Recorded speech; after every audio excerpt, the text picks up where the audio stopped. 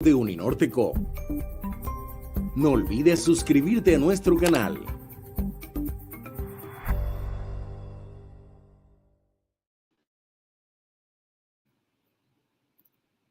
Muy buenos días. En nombre de la Quinta Cátedra Global, les damos una muy cordial bienvenida a la charla Hablemos de Minería en las Américas, para el cual contamos con la especial participación de Luca Ferrari, Centro de Geociencias, Universidad Nacional Autónoma de México, Alessandro Silva, Anglo Gold Ashanti, Brasil, y Tatiana Lobato de Magales, Universidad Autónoma de Querétaro, México. Luca Ferrari nació en Milán, Italia, el 12 de abril de 1961 y estudió la licenciatura y el posgrado en la Universidad de Milán, donde obtuvo el título de doctor en Ciencias de la Tierra en 1992. Posteriormente, realizó un postdoctorado en el Instituto de Geología de la Universidad Nacional Autónoma de México, lugar donde se incorporó como investigador a partir de 1995. Actualmente es investigador titular C en el Centro de Geociencias de la Universidad Nacional Autónoma de México, Campus Juriquilla, Querétaro. Mexicano por naturalización, pertenece al Sistema Nacional de Investigadores con el nivel 3 y mantiene el máximo nivel de estímulos en el programa de primas al desempeño del personal académico de tiempo completo. Alessandro Silva es geólogo, tiene una maestría en evaluación de recursos, especialista en evaluación de recursos, experiencia en evaluación de recursos minerales y reservas minerales para proyectos, operaciones mineras. Más de 50 depósitos evaluados en 20 años de trabajo, y su experiencia principal en sistema de oro, plata, cobre-oro, producción minera, reconciliación minera, exploración y estrategia de recursos a reservas. Tatiana Lobato de Magales. Sus intereses de investigación se centran en la ecología, la genética del paisaje, la restauración y la conservación de los ecosistemas de agua dulce. Ha estado trabajando en patrones espaciales a gran escala de plantas acuáticas, combinando enfoques comunitarios, poblacionales y paisajísticos. Ha realizado su investigación de posgrado principalmente en las tierras altas del centro de México, donde los humedales temporales son parte del paisaje y están geográficamente aislados. En 2018 realizó una beca de embajadora de humedales de SWS en el Laboratorio de Ecología de Humedales, Universidad del Estado de Utah, investigando los impactos del cambio climático en semillas nativas. Actualmente se desempeña como copresidenta del capítulo internacional de la Sociedad de Científicos de Humedales. A continuación, los dejamos con Luca Ferrari. Bienvenido, doctor Ferrari. Muchas gracias a la Universidad del Norte y a la Cátedra Global para esta presentación, para invitarme a dar esta presentación. Voy a compartir la pantalla, espero que se esté viendo en este momento. Sí, ya se puede. Muy bien. Entonces, muchísimas gracias por esa invitación. Mucho gusto estar con una audiencia de Colombia. Hemos tenido aquí en la UNAM y en Querétaro en particular muchos estudiantes colombianos. Y pues la plática que yo le voy a dar es algo bastante general, una visión muy general del tema de la transición energética y particularmente también el impacto que esto puede tener sobre la minería. Para empezar, le quiero decir que cuando hablamos de estos problemas, no hay soluciones fáciles y reconfortantes, como se ponen en estas caricaturas, ¿no? Las soluciones sencillas muchas veces son equivocadas y lo que las grandes masas de gente quiere o los políticos muchas veces prometen son, como dice aquí, mentiras reconfortantes. La realidad es que estamos en un problema bastante serio en términos de energía, en términos ambientales, en términos sociales. Entonces, lo que voy a hacerle ahora es un poco una crítica a esta visión rosa, o más bien verde, ¿no?, de la transición energética, un poco este imaginario del crecimiento verde, donde todo el tiempo estamos viendo que el futuro va a ser de solamente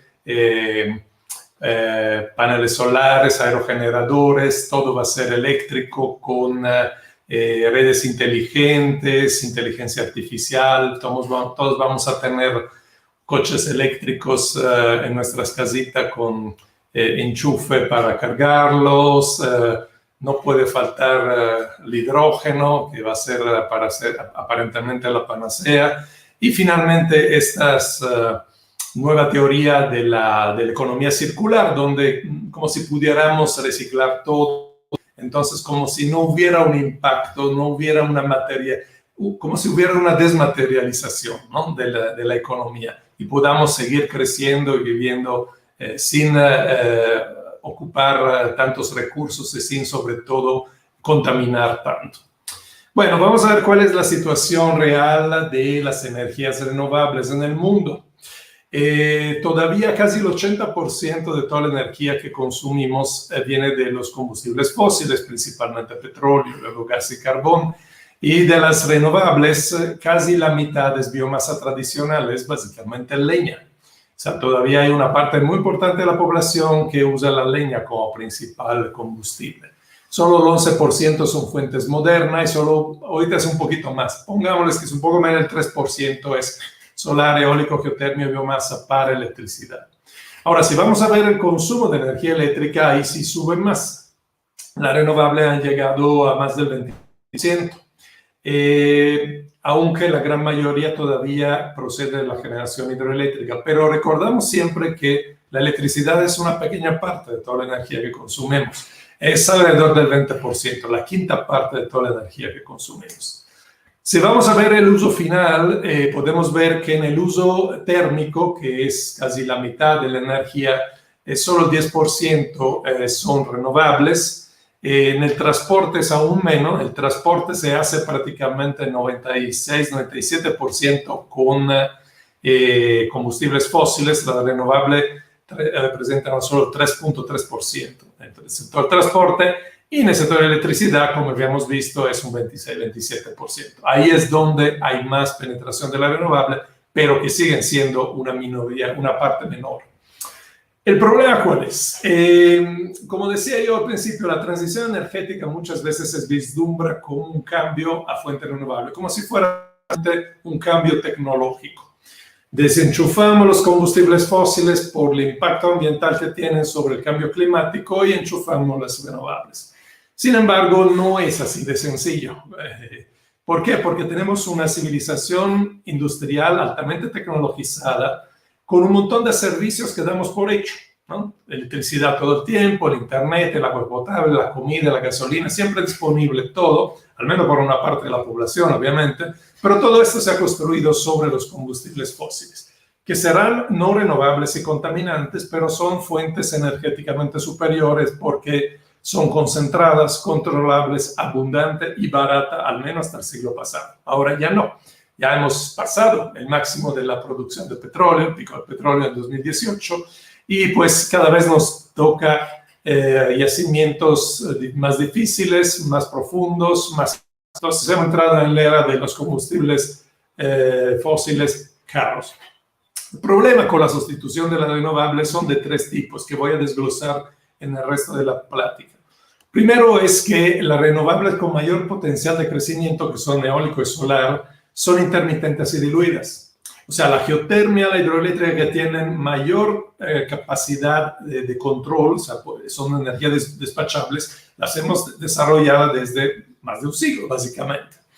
Pero en cambio, estas nuevas renovables como eólico y solar tienen una baja densidad energética, una irregularidad del suministro, se llama intermitencia, una baja tasa de retorno energético y requieren grandes áreas de territorio.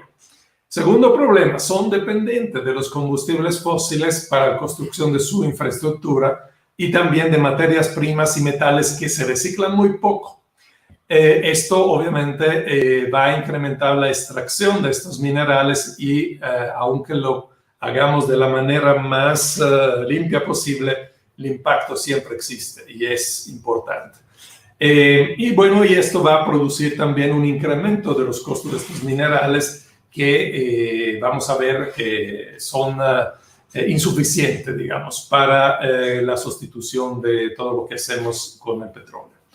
Y finalmente está un aspecto social, o sea, una solución, una transición solamente tecnológica no soluciona, por ejemplo, la inequidad del consumo que tenemos a nivel mundial y dentro de cada país. Hay una gran parte de la población mundial que vive en pobreza energética, pero también una parte importante de nuestros países que viven pobreza energética. Entonces, bueno, vamos a empezar con esta gráfica que me parece muy interesante porque aquí estamos mostrando, es una gráfica de Energy, los usos del petróleo por sector, por producto y por país. Entonces podemos ver que con el petróleo no hacemos solo gasolina o diésel. Claro, la gasolina es el 27% de todo el petróleo. Luego viene el transporte pesado o transporte público, que se hace principalmente con diésel, como pueden ver aquí.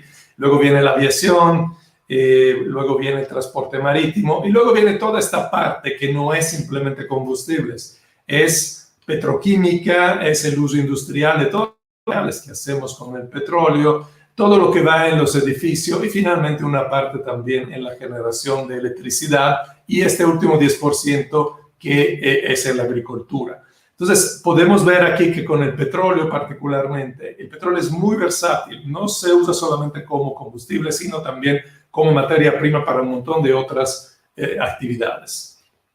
Entonces, un concepto importante en cualquier fuente de energía es lo que se ha desarrollado desde más de 20 años por Charles Hall, que es la EROI en inglés, sería Energy Return on Investment, que sería la tasa de retorno energético, es decir, cuánta energía tenemos que invertir para producir energía.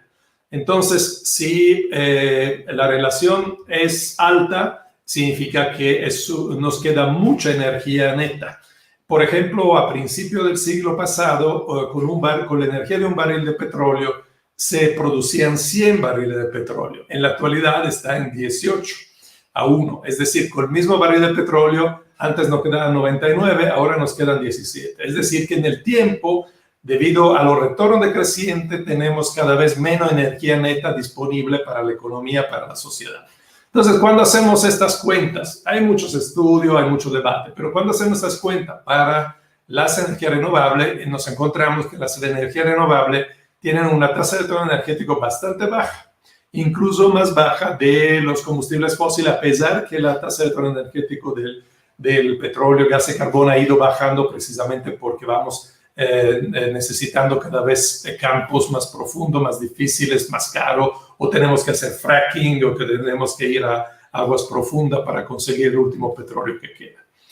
Ese es el primer problema.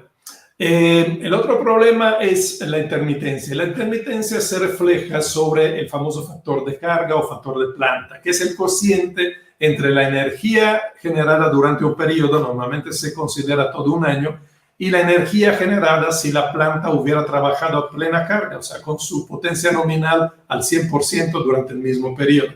Bueno, debido a esa irregularidad, el sol está solo de día, el viento sopla cuando quiere, el factor de planta de la energía eólica y solar es bastante más bajo, por ejemplo, que el nuclear, la geotermia, el gas de ciclo combinado, el carbón, etcétera, etcétera. O sea, el solar, esos son datos para México, que es un país muy bueno desde el punto de vista del sol y del viento en ciertas localidades. Entonces, el factor de planta para el solar es 18.4%, el factor de planta para hidroeléctrica es 28.8% y la eólica lo mismo.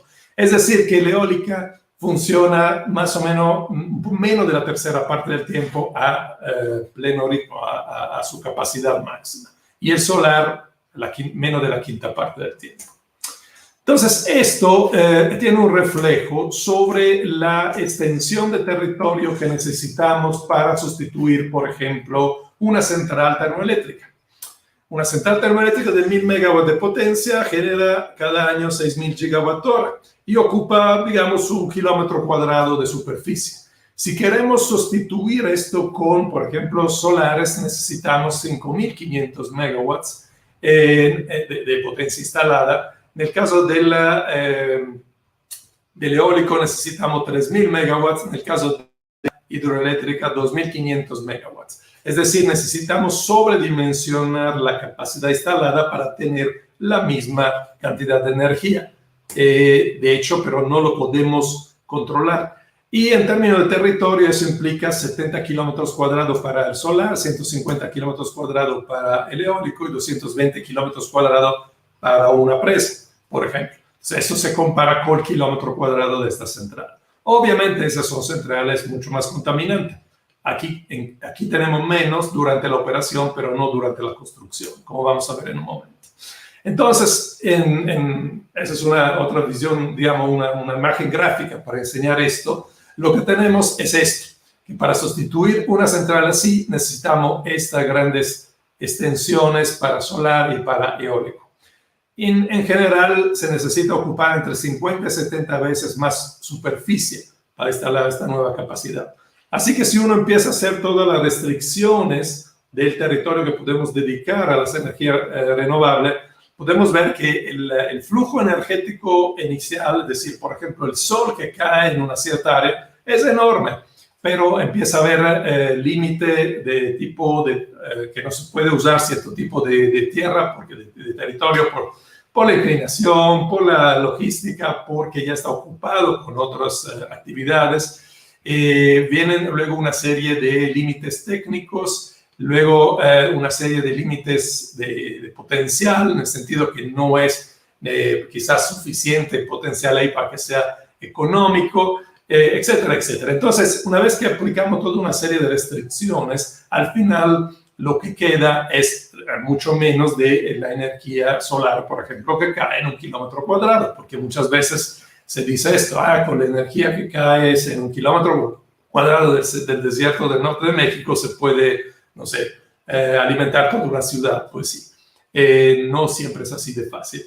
Esta necesidad de espacios y de territorio cada vez más grande ha provocado también una invasión de territorio que antes no estaban dedicados al uso energético a través de estos grandes megaproyectos, o sea, renovable a escala industrial, y esto ha provocado muchos conflictos sociales, por ejemplo, en México. Esos son los grandes parques eólicos que han sido construidos o están en construcción en el istmo de Tehuantepec, que está acá, que es la región del mundo con el mejor viento que haya, porque está justamente entre dos océanos con un gradiente térmico, etc. Claro, obviamente los parques eólicos se trata de construirlo ahí, pero pues ahí vive gente, comunidades que han vivido de cierta forma tradicional y que no está para nada de acuerdo que le pongan todos estos parques, porque además no ven una ventaja directa, porque esos son proyectos para la gran industria o para las ciudades, no para las áreas rurales. Entonces, todos esos puntos que ven aquí en México son zonas donde ha habido conflictos ambientales, y muchos de estos son conflictos asociados a proyectos energéticos. Entonces, esta necesidad de territorio que tienen las energías renovables choca muchas veces con las poblaciones locales. Como le pongo aquí, finalmente se trata de un modelo que sigue esa idea de la explotación de un recurso no renovable. Aunque en este caso el recurso es renovable, pero sí se trata de una invasión de territorios con la finalidad de explotar el flujo de la naturaleza por encima de todo lo que está alrededor. Bueno, luego hay una serie de problemas técnicos, eso es clásico de cuando uno empieza a instalar muchos parques solares. Lo han visto en California, lo han visto en Europa, sobre todo en Alemania. ¿Por qué? Porque el sol está principalmente de día. Entonces, esas son las curvas de demanda eléctrica, por ejemplo, de los 12 meses del año de California. Una vez que le sustraemos la generación solar, que es principalmente durante la parte central del día, aquí son las 24 horas del día, la curva queda así. O sea, el solar baja la demanda en la parte central del día. Y esto tiene esta forma de pato, por eso le llaman la curva de pato, y más solar le metemos, más se acentúa la panza del pato. El problema cuál es que cuando baja el sol, en pocas horas, por ejemplo, aquí dice, en 3 horas en California necesitan agregarle 13,000 megawatts con otro tipo de central, evidentemente controlable, porque además el pico de la demanda es en la noche, por la luz, por el aire acondicionado, etcétera, etcétera. Entonces, ¿con qué se compensa la fluctuación? Pues hasta ahora principalmente con fuentes controlables como nuclear, carbón o hidroeléctrica, o con la importación de otros países. En el caso, por ejemplo, de Alemania, tiene a un lado Francia, que tiene muchas centrales nucleares, o tiene Polonia, que tiene muchas centrales de carbón. Entonces, bueno, claro, ellos se hacen muy verdes, pero finalmente están también energía generada en los países adyacentes con otras fuentes que no son tan verdes. El problema es que al tener que suplir esta variabilidad de la generación renovables con otras fuentes, principalmente fósiles, los costos aumentan. Los costos aumentan porque estas centrales que tienen que quedarse de emergencia para entrar cuando baja el viento, cuando baja el sol, no funcionan de la manera eficiente al prenderla, apagarla. Y entonces también resulta en un desgaste más rápido.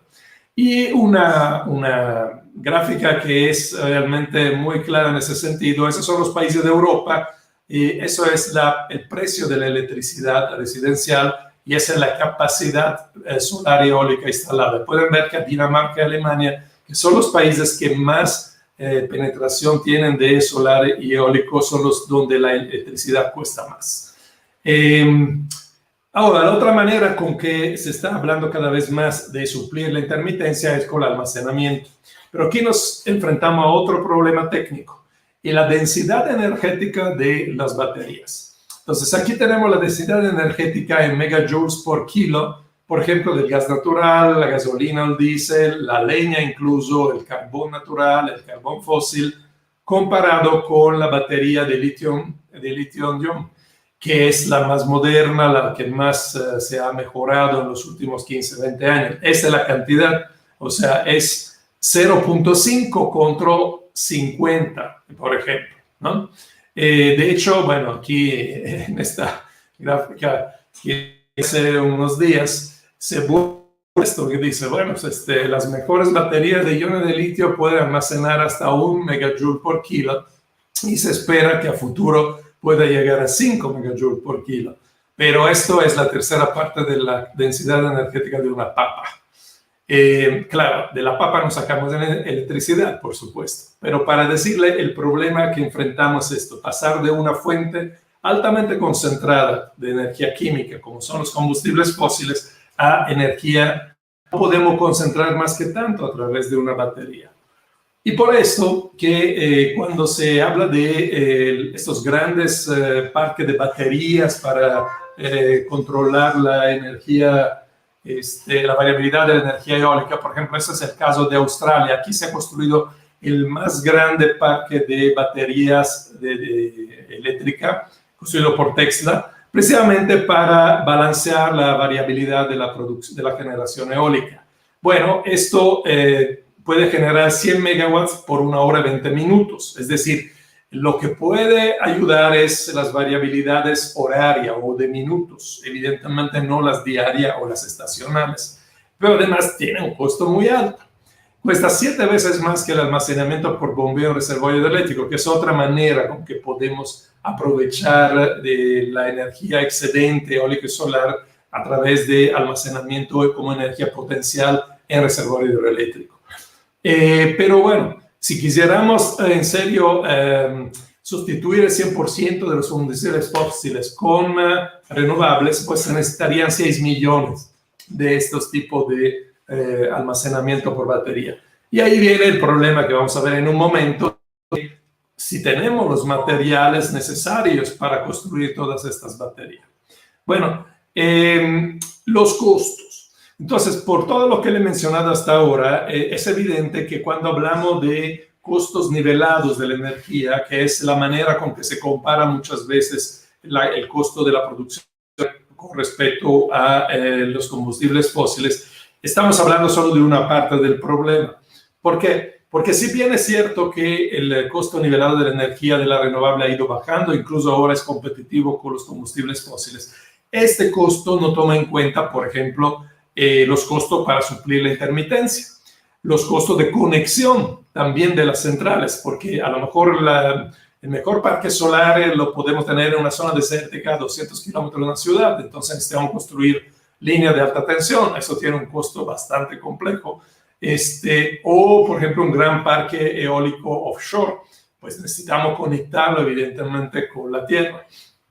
Y luego hay unos costos de retiro, a la desmantelación prematura, las tradicionales que normalmente están planeadas para pagarse en varias décadas y ahora si no se necesitan para suplir la energía necesaria porque está la renovable, bueno, la tenemos que desmantelar antes del tiempo, entonces hay un costo también ahí.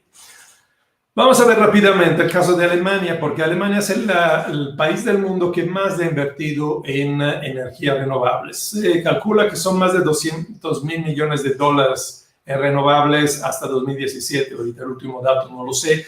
Aquí pueden ver cómo desde 2002 a 2018 ha aumentado la capacidad instalada, ¿no? Entonces pueden ver que eólico y solar, biomasa, etcétera, etcétera, o sea, todo lo que está en color que son renovables, en la actualidad es más de la mitad de la capacidad instalada. Sin embargo, Alemania ha llegado a producir el 40% de su energía eléctrica con renovables, de la mitad, precisamente por el factor de planta. Pero la cosa peor del caso es que si bien ha disminuido el nuclear y va básicamente a cerrar las últimas centrales nucleares que tiene dentro de unos pocos años, la generación por carbón no ha disminuido. Es más, están construyendo un par de centrales nuevas de carbón precisamente para compensar la variabilidad de la energía eólica y solar.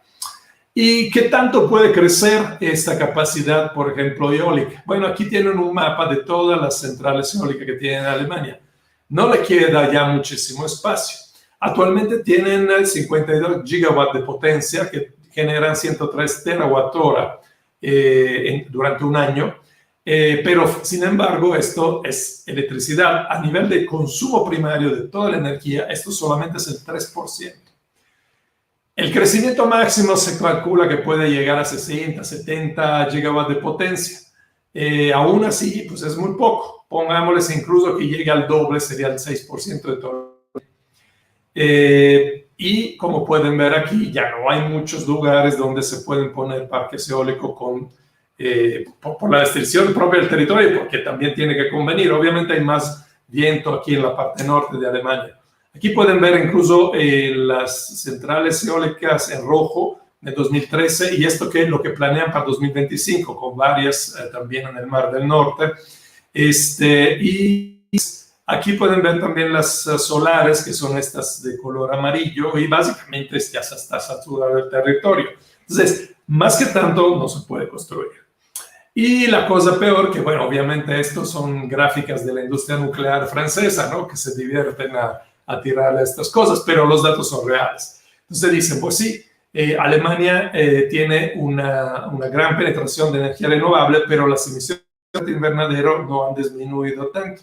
Alemania tiene el 54% de generación que se hace con combustibles fósiles todavía, y Francia solamente el 9%, porque Francia obviamente tiene el nuclear, que claro que tiene otros problemas, ¿no?, de seguridad, pero pues en términos de emisiones son emisiones cero.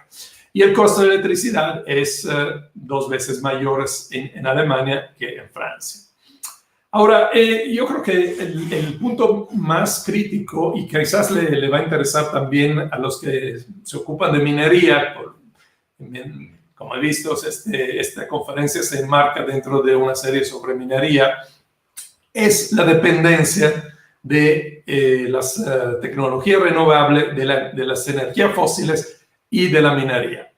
De la energía fósil es obvio, porque para construir estas megatorres, que ahorita ya hay unas que casi son como la Torre Eiffel, bueno, se necesita evidentemente energía fósil. Yo quiero ver cómo se puede construir acero. El acero se hace con carbón, pues.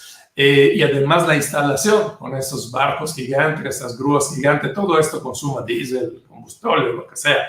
Es una de estas grandes torres offshore, es del tamaño casi de una plataforma petrolera. O estas centrales de solar térmico concentrado, que obviamente tienen torres construidas de concreto y toda la construcción de los paneles, el mecanismo, etc. En fin.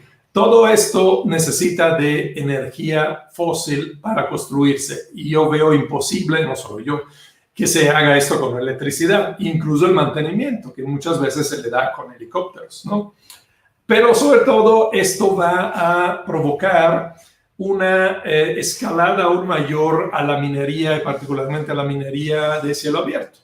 ¿Por qué? Porque dentro de los paneles solares, de los aerogeneradores, está una serie de minerales críticos y también en la batería, obviamente, que son obviamente minados a través de maquinaria pesada que funciona con diésel. No hay manera en la minería, creo, de sustituir la maquinaria pesada con diésel con maquinaria eléctrica. Estamos hablando de minerales como cobre, litio, cadmio, cobalto, zinc, aluminio, plata, todas las tierras raras, etcétera, ¿verdad? Que según lo que se proyecta, todos estos elementos críticos van a aumentar la demanda de 3 a 14 veces debido a toda esta industria asociada a las energías renovables y a la electrificación de la economía.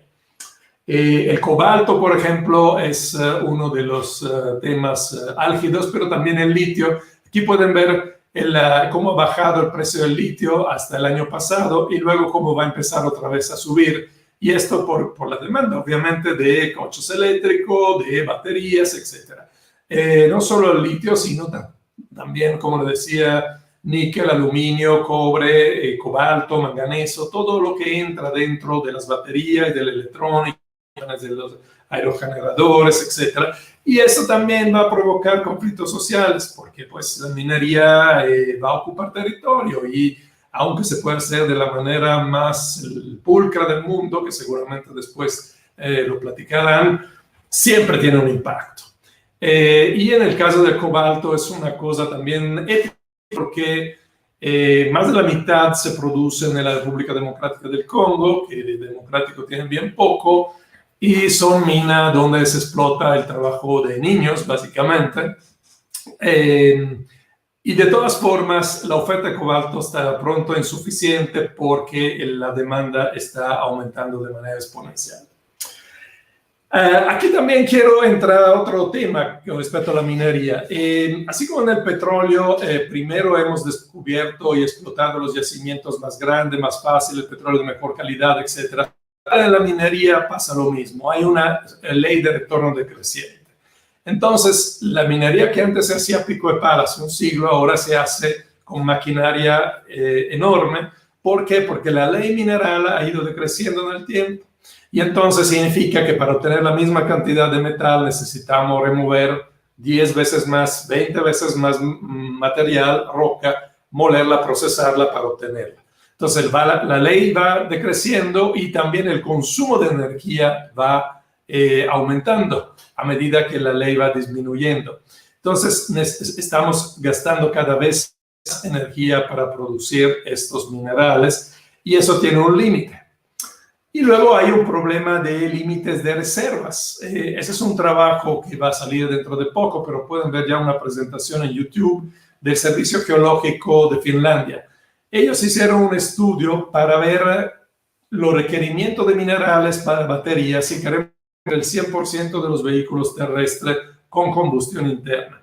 Ojo, no incluye aviación y barco, solamente los vehículos terrestres. Entonces, los resultados son espeluznantes, porque básicamente dicen que no hay suficiente reserva de estos minerales críticos, particularmente para cobalto, litio y níquel. Para cobalto necesitaríamos encontrar 7 veces los depósitos de la República del Congo, que es la donde más hay.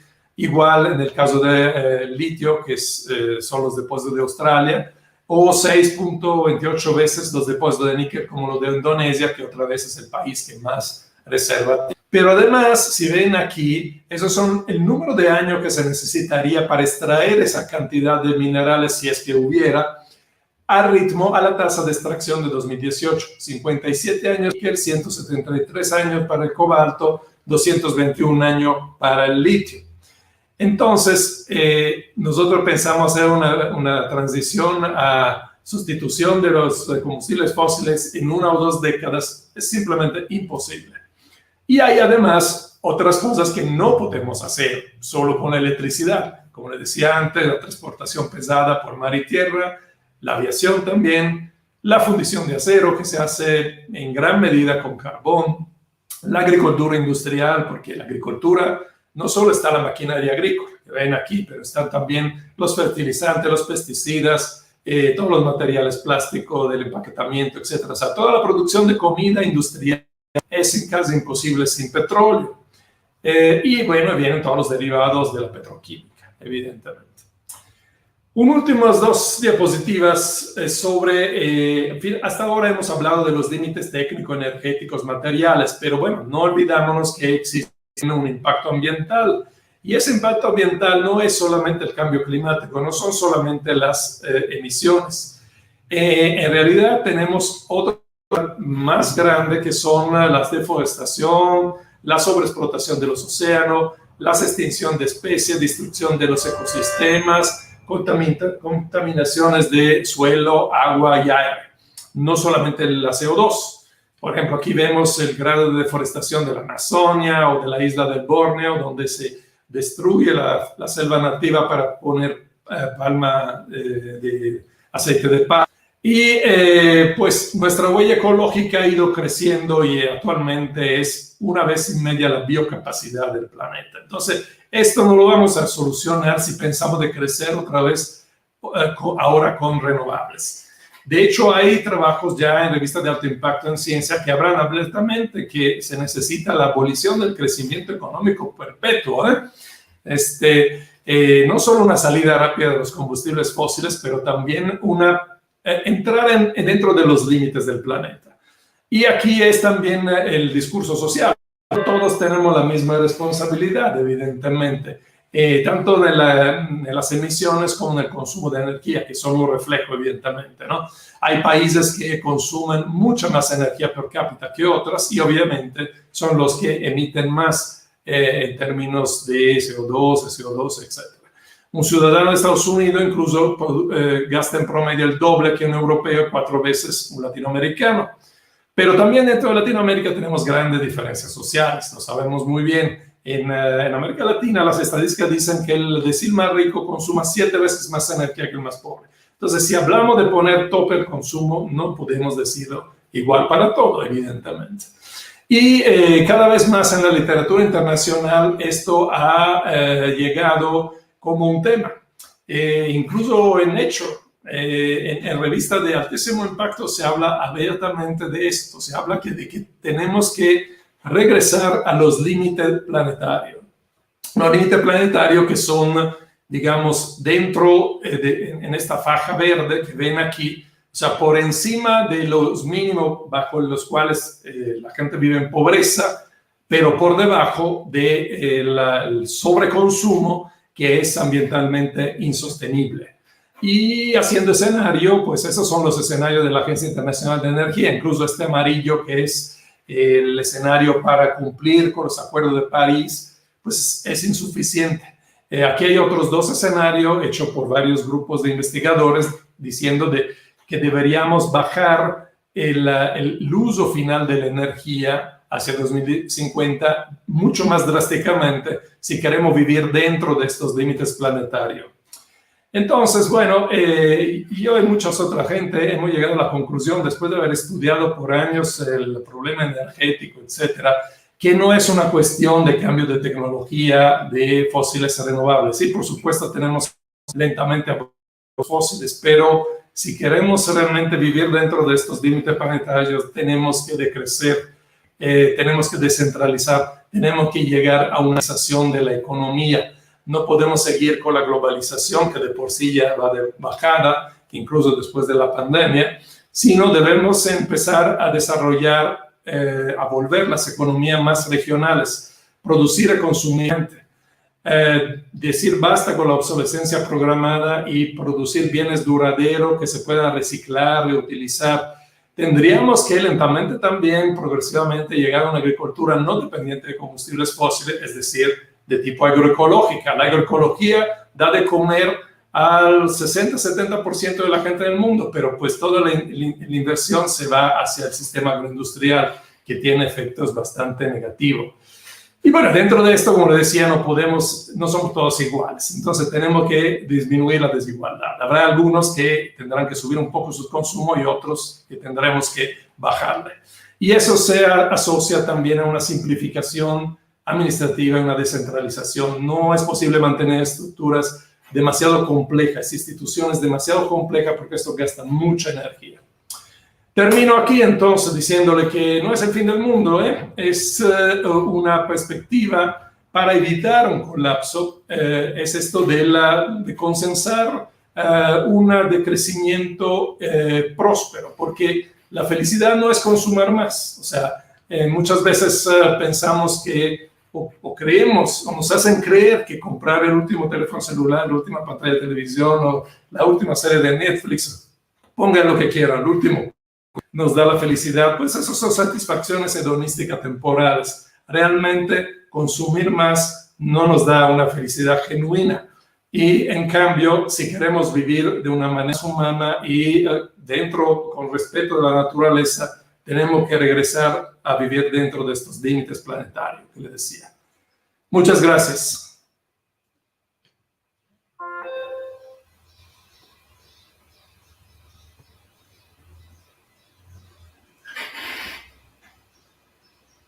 Muchísimas gracias, doctor Ferrari, por su especial participación.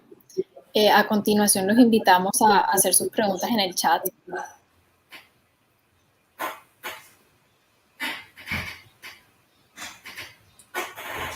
Los dejé todos sin palabras.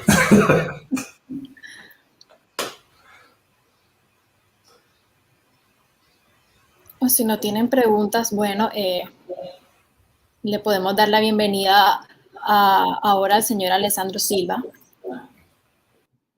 Bienvenido, señor Alessandro. Hola, ¿qué tal? Buenas tardes. Yo voy a compartir mi pantalla un momento.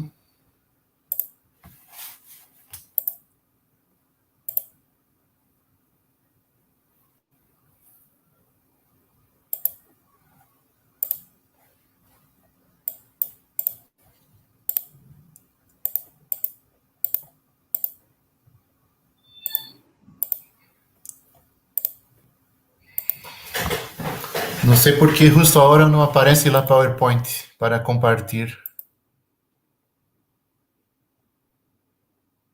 Listo, ya. Ahí. Sí, se está proyectando su pantalla.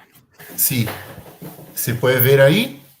En pantalla llena, modo presentación. Sí, se está viendo ahora mismo Google Chrome. Perfecto. Entonces, empiezo ahora.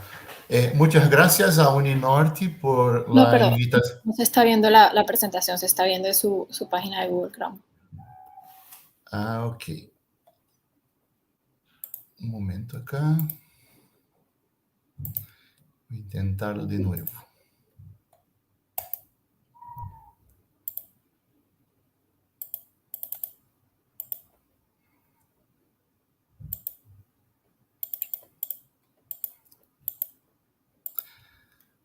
Sabe que no sé qué está pasando, que no me muestra la pantalla, porque la PPT ya está acá, minimizada en la pantalla, y yo no la puedo buscar. Ah, acá. A ver. Ahí la encuentro ahora. ¿Se ve la pantalla ahora? Ya, ahora sí. No, perdón por eso, les pido disculpas. A ver si va a empezar ahora con el slideshow. Ahí tiene. ¿Se puede ver ahora en el modo sí, ya se slideshow? Perfecto, entonces yo puedo empezar. Muchísimas gracias por la invitación de Uninorte. Yo voy a hablar un poco desde la exploración hasta la producción de minerales. En la industria minera, ¿cuál es el papel del geólogo y del geólogo de evaluación de recursos? Entonces, muchas gracias ahí nuevamente a la universidad, los doctores y las dos instituciones que yo hago parte, Anglo Gold Ashanti y la Comisión Brasileña de Recursos y Reservas. Es importante decir que esta presentación contiene opiniones personales solamente, que no representan la compañía y la institución de Brasil, la Comisión Brasileña de Recursos y Reservas que yo hago parte. Entonces, toda la responsabilidad por las declaraciones acá son personales. Bueno, una apresentação breve. Eu sou geólogo, graduado em 1999, acá em Brasil. Depois da maestria, também em Brasil, em 2001. Um curso mais em Mining Geostatistics em Canadá, Universidade de Alberta. Um pouco de estudos em Management, 2005, por la Universidade de Cape Town. Hoje dia, eu tenho 3 credenciais que me permitem reportar recursos em diferentes instituições financeiras, como o Fellow de AUSIM, de Austrália. Eu sou Registered Member da Society of Mining, Metallurgy and Exploration de United States, e eu também sou profissional qualificado registrado acá de Brasil.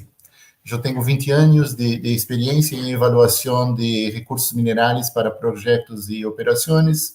Atualmente, eu trabalho em la Comissão Brasileira de Recursos e Reservas e também já servi a essa mesma instituição como membro do Comitê de Registro Profissional.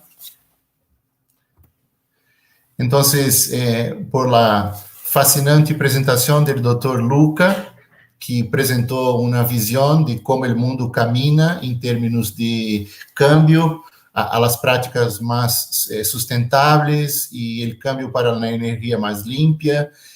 Una pregunta que tenemos en el mundo hoy, ¿por qué se hace minería? Este es un gráfico do Minerals Education Coalition que demonstra que cada bebê americano que se tenha nascido em el 2018 vai necessitar de toda esta gama de minerais, metais e substâncias para desenvolver ao largo de sua vida. Então, isto é extremamente importante para a vida moderna em la Terra. Então, a mineria é uma atividade que possibilita a vida tal e qual nós vivimos hoje. Se nós pensamos a influência da mineria em la vida, as substâncias minerais e os insumos estão basicamente em todos os campos de la vida desenvolvida. Então, construção, eletrônica, infraestrutura, medicina, agricultura, mobilidade, comunicação, economia, energia, todo este depende de metais e de insumos que são obtidos através da mineria. Se nós miramos na linha do tempo, em los 1700, o mundo basicamente se manejava com 3 elementos de la tabla periódica. Depois de 1800, começou a agrandar um pouco mais e incrementar um pouco a necessidade por metais. Em 1900, aí, já com a Revolução Industrial, uma gama maior de metais. E hoje dia, em los 2000, quase a tabla periódica toda, porque nós vamos necessitar energia limpa, energia renovável, sustentável, e para que esta energia chegue hasta as pessoas, nós vamos necessitar muitos metais para fazer essa conexão, muitos elementos. Então, é uma diferença muito grande. Com o desenvolvimento da sociedade moderna, se necessita mais de metais e minerais. Então, falando especificamente um pouco da indústria mineral, esse seria um ciclo de vida. O Dr. Luca também muito bem apresentou que há muita demanda por alguns minerais industriais novos, tal como o lítio, para a energia limpa, as baterias e tudo isto. Então, um aspecto importante deste ciclo é que não se genera muito mais projetos e não se produz muito mais metais desde o dia hacia a noite. A primeira etapa de um projeto seria uma exploração geológica que as companhias chamam de greenfields, onde se vai começar a fazer os mapeos e a detectar onde podem estar os depósitos. E aí depois, muitas vezes, por intermédio de companhias júnior que se lançam em las bolsas de valores, há um período de especulação e quando se está fazendo os blancos, e aí se genera os blancos para fazer os sondagens. Então, aí surgem muitas companhias que se chamam penny stocks, que seriam companhias de baixo valor de ação.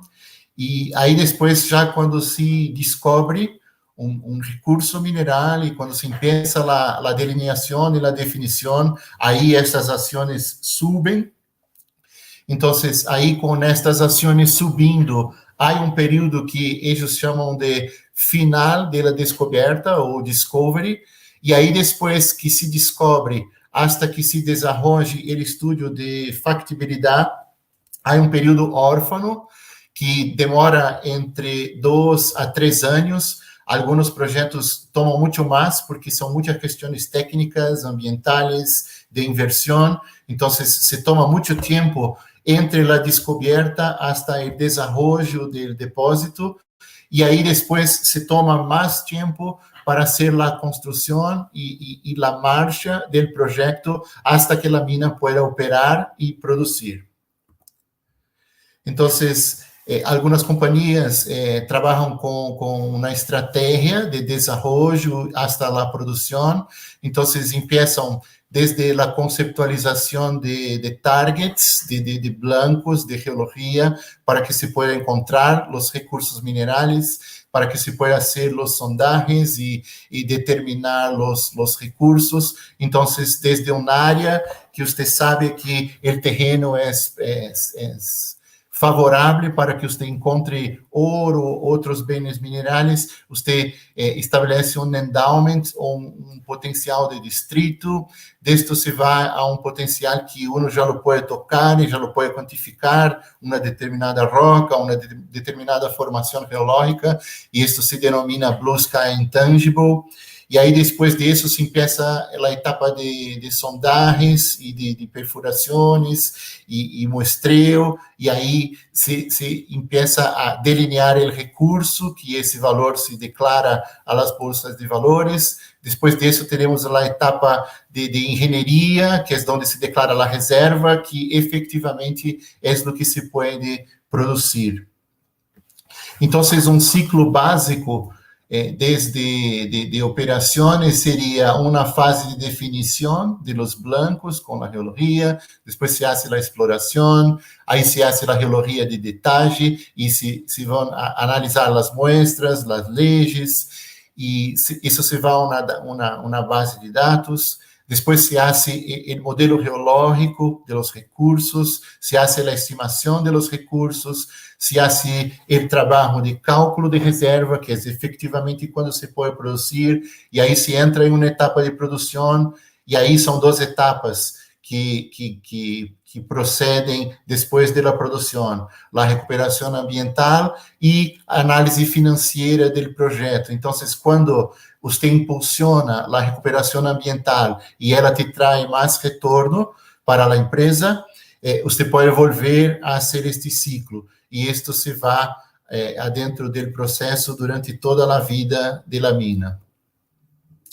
Então, para que você mantenha este ciclo vivo em las operações e nas companhias de mineria, há que comunicar-se com o mercado, com as bolsas de valores, e há que comunicar-se com os inversionistas. Então, para isto estão os códigos internacionais de recursos e reservas, que para que se tenha um processo ético e uma comunicação uniforme de los resultados são aplicados. Há um organismo internacional que se chama CRISCO, que é o Comitê para Relatórios de Recursos e Reservas, e aí há comitês locais, de países nacionais, que participam deste comitê e utilizam o mesmo processo. Basicamente, os 3 pilares desse tipo de instituição são a transparência em la comunicação, os reportes e as informações têm que ser claras e sem ambiguidades, a materialidade, toda a informação que é relevante deve estar disponível, e a competência que esses reportes têm que conter, que basicamente demonstram que os profissionais são registrados em instituições nacionais e que seguem a um código de conduta e têm competência para reportar e evaluar os minerais que são qualificados. Esse é um mapa de los miembros de Crisco hasta el 2019. Hoy dia, há outros países que também planteiam e devem entrar nesse mapa hasta el año 2022. Brasil ingressou neste grupo em el año 2015 e Colômbia ingressou em el año 2018. Então, acá seriam dois ramos, né? O que são os recursos e reservas, que são a etapa que precede a produção de minerais. Então, basicamente, nós teremos os recursos, que são porções de la tierra que contêm um bem mineral, que tem interesse econômico e são razonáveis de extração. Já as reservas são a parte onde se demonstrou esta extração econômica viável, pero que se tem toda a condição de engenharia social, metalúrgica, de marketing, para que efetivamente se possa construir um projeto e se produzir em uma mina. Então, falando pouco do profissional competente, que é o profissional que vai informar para as instituições financeiras e para o mundo qual é a quantidade do material ou do mineral que seja. Em Austrália, esta seria a definição. Um competent person é um profissional da indústria mineral que é membro ou fellow do Australasian Institute of Mining and Metallurgy, que seria o AUSIMM ou AUSIM, e ele pode reportar tendo essa credencial em las bolsas de Austrália e também em algumas outras que aceitam lá reciprocidade. É importante dizer que um competent person deve ter a experiência mínima de 5 anos relevante em um estilo de mineralização ou tipo de depósito para que ele sim possa emitir reportes sobre este mineral.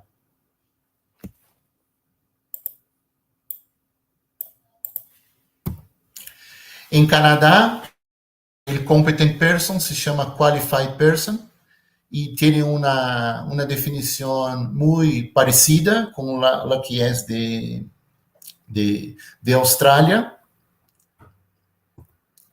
Em Estados Unidos, a definição é praticamente a mesma e todos os membros da família Crisco têm definições muito parecidas e algumas definições particulares, como a de Estados Unidos, onde o profissional deve comprovar por lo menos 3 anos que ocupou uma posição de responsabilidade, seja como consultor ou seja dentro de uma empresa. Acá em Brasil, nós temos também esse mesmo critério. O profissional deve comprovar 10 anos de experiência na indústria mineira, 5 anos de experiência em um depósito específico e 3 anos em um depósito em posições de responsabilidade. Então, o competent person é uma suma de 3 parâmetros, que seriam a educação, é um profissional da indústria mineira, a ética, está registrado e está submetido a um código de conduta profissional e um código de ética, e a experiência, que demonstra que tem o apropriado nível de conhecimento para ser a avaliação e reportar o valor de um determinado depósito. Então, o profissional qualificado sempre deve ter claramente que está responsável por los cálculos que hace e por la informação que ele vai fornecer a sua companhia e a los mercados de valores. Então, deve comprovar perante um par profissional que todas as suas las escolhas, todas as opções e os parâmetros que utilizou para reportar o depósito estão dentro das melhores práticas da indústria. Então, Al final, tudo se resume e sempre será a integridade, a honestidade, a competência e a experiência da pessoa que executa o trabalho. Então, o conhecimento todo deve estar aplicado ao resultado final. Então, uma parte também que habla um pouco com esse tema de sustentabilidade seria a evolução dos métodos e a inovação, onde hoje em dia as companhias de mineria buscam sempre optimizar os processos e ter a melhor recuperação de los metais possível, como disse também o Dr. Luca, que as leis são menores, então, para que uma mina se converta em uma mina viável, há que explotar mais toneladas com maquinário pesado, então, se há um impacto ambiental um pouco maior, então, se deve ter em conta que o melhor benefício, a melhor quantidade de metal que se pode obter é o importante nesse momento para que se maximize o uso de energia e o produto final. Então, está aí a geometalurgia, né, que como ciência é aplicada, é uma combinação entre geologia, engenharia de minas e metalurgia, que busca reduzir o footprint, né, minimizar o impacto ambiental e aumentar a recuperação do metal ou do mineral em questão e agrandar o lucro financeiro, as ganâncias, para que se pueda seguir produzindo. Então, essas são as referências da apresentação. Muitas gracias.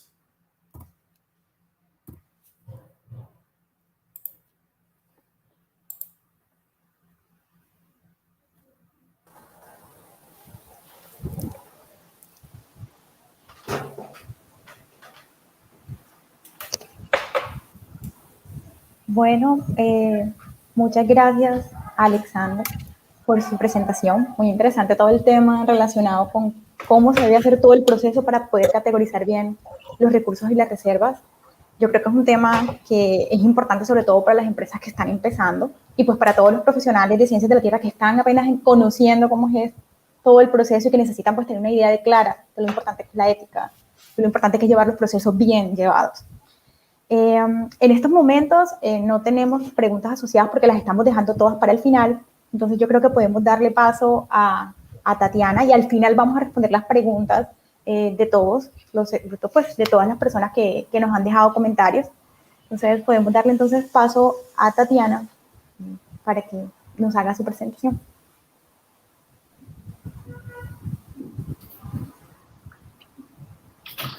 Anteriormente a Tatiana ya la había presentado Nicole, sin embargo, no sé si Tatiana te quieres volver a presentar. Tatiana es bióloga y trabaja en la línea de ecología que está muy asociada con procesos ambientales. ¿Cómo hacer esa remediación después de todos esos procesos extractivos que dejan un impacto ambiental? Y Tatiana está trabajando con unas técnicas que son bastante novedosas, asociadas a fitorremediación y asociadas a humedales. Entonces, dejamos a Tatiana para que sea ella quien empiece y nos cuente su trabajo y cómo puede ser aplicado actualmente a todos esos procesos que tenemos en la industria minera. Muchas gracias. Es un gran honor participar de la Cátedra de Américas y agradezco la invitación de la profesora Carolina y de la profesora Paula Montoya. Y bueno, complementando las ponencias de Luca Ferrari y de Alessandro Silva, voy a seguir hablando de una otra oportunidad también de traer más sostenibilidad para proyectos mineros. Soy una científica de humedales y certificada como profesional de wetlands por la Sociedad de Wetlands Scientists. Y bueno, les voy a platicar sobre los humedales y las plantas acuáticas y el potencial que las plantas acuáticas tienen para fitorremediar contaminantes y cómo pueden ser aplicadas para la minería. Bueno, los humedales son ecosistemas extremadamente importantes por diversas funciones ecosistémicas que nos proporcionan, como secuestro de carbono, retención de nutrientes, descargas de aguas, manutención de la biodiversidad. Sin embargo, están considerados entre los ecosistemas más amenazados en el mundo. Y bueno, con respecto a biodiversidad, albergan un número inmenso de especies con muchísimos potenciales, con potencial medicinal y bioactivo para fitorremediar, y mantienen conexiones entre diferentes ecosistemas, sean estos terrestres o acuáticos. Pero cuando hablamos de ecosistemas de humedales, este concepto, ¿no? Esta terminología engloba una gran diversidad de tipos de ecosistemas, que pueden ser los manglares, planicies de inundación, turberas que tienen una gran capacidad de retener carbono de manera continua, lagunas de altitud, en desierto, cuencas endorreicas, humedales temporales, y también humedales construidos que pueden ser o no utilizados para el tratamiento de contaminantes. Y ahí surge la pregunta de por qué no utilizar los tailings de minería como humedales artificiales y así trabajar procesos de tratamiento de contaminantes y de residuos no generados por actividades industriales. Y bueno, hay un concepto muy importante que es un grupo que se formó hace 2 años, entre 2019 y 2020. El Consejo Internacional de Minería y Metales formó un grupo global que se llama The Global Tailings Portal, que son un grupo de personas que se reúnen para discutir las cuestiones de los tailings, qué tipo de contaminantes tienen, esto a nivel local, regional y internacional, y cómo se pueden crear estándares de sostenibilidad para tratar los tailings y establecer como mejores prácticas, ¿no? Dentro de proyectos mineros. Y bueno, es bastante interesante que todo este concepto de esta preocupación global con respecto a los tailings y a los contaminantes no generados por la minería surge en 2019 con este desastre de Brumadinho. Me imagino que muchas personas lo deben haber escuchado en los noticiarios y también leído artículos. Muchísimos artículos científicos fueron publicados estudiando este caso después. Fue un desastre inmenso con muchísima pérdida tanto de vidas como pérdidas de biodiversidad, ciudades enteras soterradas y todo más. Y además todo el problema con los contaminantes, ¿no? Porque eran tailings cargadísimos con diversos tipos de contaminantes, muchísimos tipos de metales pesados, y todo esto se fue al ambiente, acabando con ríos, ciudades, y llegó hasta el mar. Fue un desastre como bastante, que causó como un colapso y mucha preocupación, no solamente en Brasil, donde ocurrió, como también a nivel mundial, y por eso fue como el start para se empezar a trabajar de una manera más seria y profesional, ¿no? Con relación a los tailings y contaminantes. Y pensando tanto en mejorar, ¿no? La industria minera, no solo en sentido de mejorar los rendimientos, ¿no? Pero también en cómo demostrar transparencia en los procesos y salvaguardar vidas, no solo humanas, como también de la flora y fauna. Y bueno, estas son algunas de las preguntas que este grupo global de los tailings se hace, y una de ellas es como extremadamente importante y es la que particularmente más me interesa, que es cuáles son los contaminantes de los tailings, ¿no? Y sabemos que 2 grupos muy importantes en gran parte de los tailings, ahí va a depender muchísimo de qué tipo de proyecto es, si estás extrayendo oro, plata, cobre, cuáles son los conjuntos, ¿no? Vas a tener diferentes contaminantes en los tailings y en toda parte de desecho, ¿no? del proceso de la extracción de los recursos mineros. Y 2 grupos importantes son el grupo de los sulfides y de los metales pesados. Y bueno, en este contexto ya se conocen muchísimas plantas acuáticas, plantas en general, pero plantas acuáticas en específico, que es mi foco de interés, que tienen capacidad de fitorremediar contaminantes y sobre todo metales pesados. Y aquí les demuestro algunos en rojo, que son los principales con que se está trabajando. Y ahí vas a tener zinc, cobre, mercurio, varios contaminantes y metales pesados que pueden ser trabajados y remediados a través de los procesos que las plantas realizan. ¿Y por qué trabajar con plantas? También es una pregunta interesante. Y bueno, las plantas son fascinantes y tienen una increíble capacidad de sobrevivir en diversos tipos de ambientes súper hostiles, como ambientes muy contaminados o con pH muy ácido. Y también las plantas les pueden proporcionar muchísimas funciones y actuar como soluciones de ingeniería ambiental. Y bueno, dentro de este concepto surge la palabra fitorremediación, que significa el uso de las plantas para remediar, curar, restaurar ambientes. Y bueno, las plantas a través de los procesos de fitorremediación pueden reducir las concentraciones o los efectos tóxicos de diferentes tipos de contaminantes, incluyendo los metales pesados. Es una tecnología que puede ser de bajo costo porque utilizas básicamente plantas, crias sistemas e se trabalhas com plantas aquáticas, criar sistemas de humedales e vas a utilizar energia solar para, através da própria fisiologia da planta, trabalhar com descontaminação. Y bueno, existen tres, es una área como muy interdisciplinar, se enfoca con diferentes áreas de la ciencia. Y las plantas van a trabajar sus procesos fisiológicos para estabilizar, degradar y eliminar los contaminantes. El concepto de fitorremediación no es nuevo, desde el siglo XVI con Andrés Cisalpina.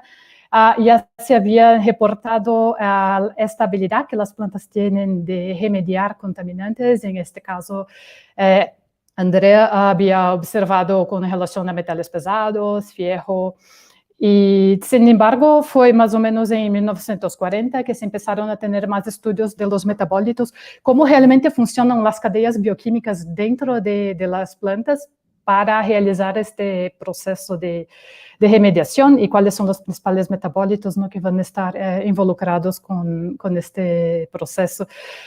Sin embargo, la terminología fitorremediación fue nombrada en 1990 por Raskin y a partir de este momento se empezaron muchísimos estudios entre los 90 y los 2000 con relación a utilización de plantas para fitorremediación con diferentes tipos de contaminantes, no sean aguas grises de la ciudad, metales pesados, residuo industrial, hasta hidrocarburos de petróleo. Y bueno, cuando aplicamos los procesos de fitorremediación, que es un proceso natural que las plantas pueden hacer, aplicamos esto para utilizar específicamente para descontaminar ambientes. Ya utilizamos otra terminología que son las fitotecnologías, ¿no? Y dentro de fitotecnologías puede albergar diversos tipos de tecnologías y fitorremediación va a ser una de las ramas.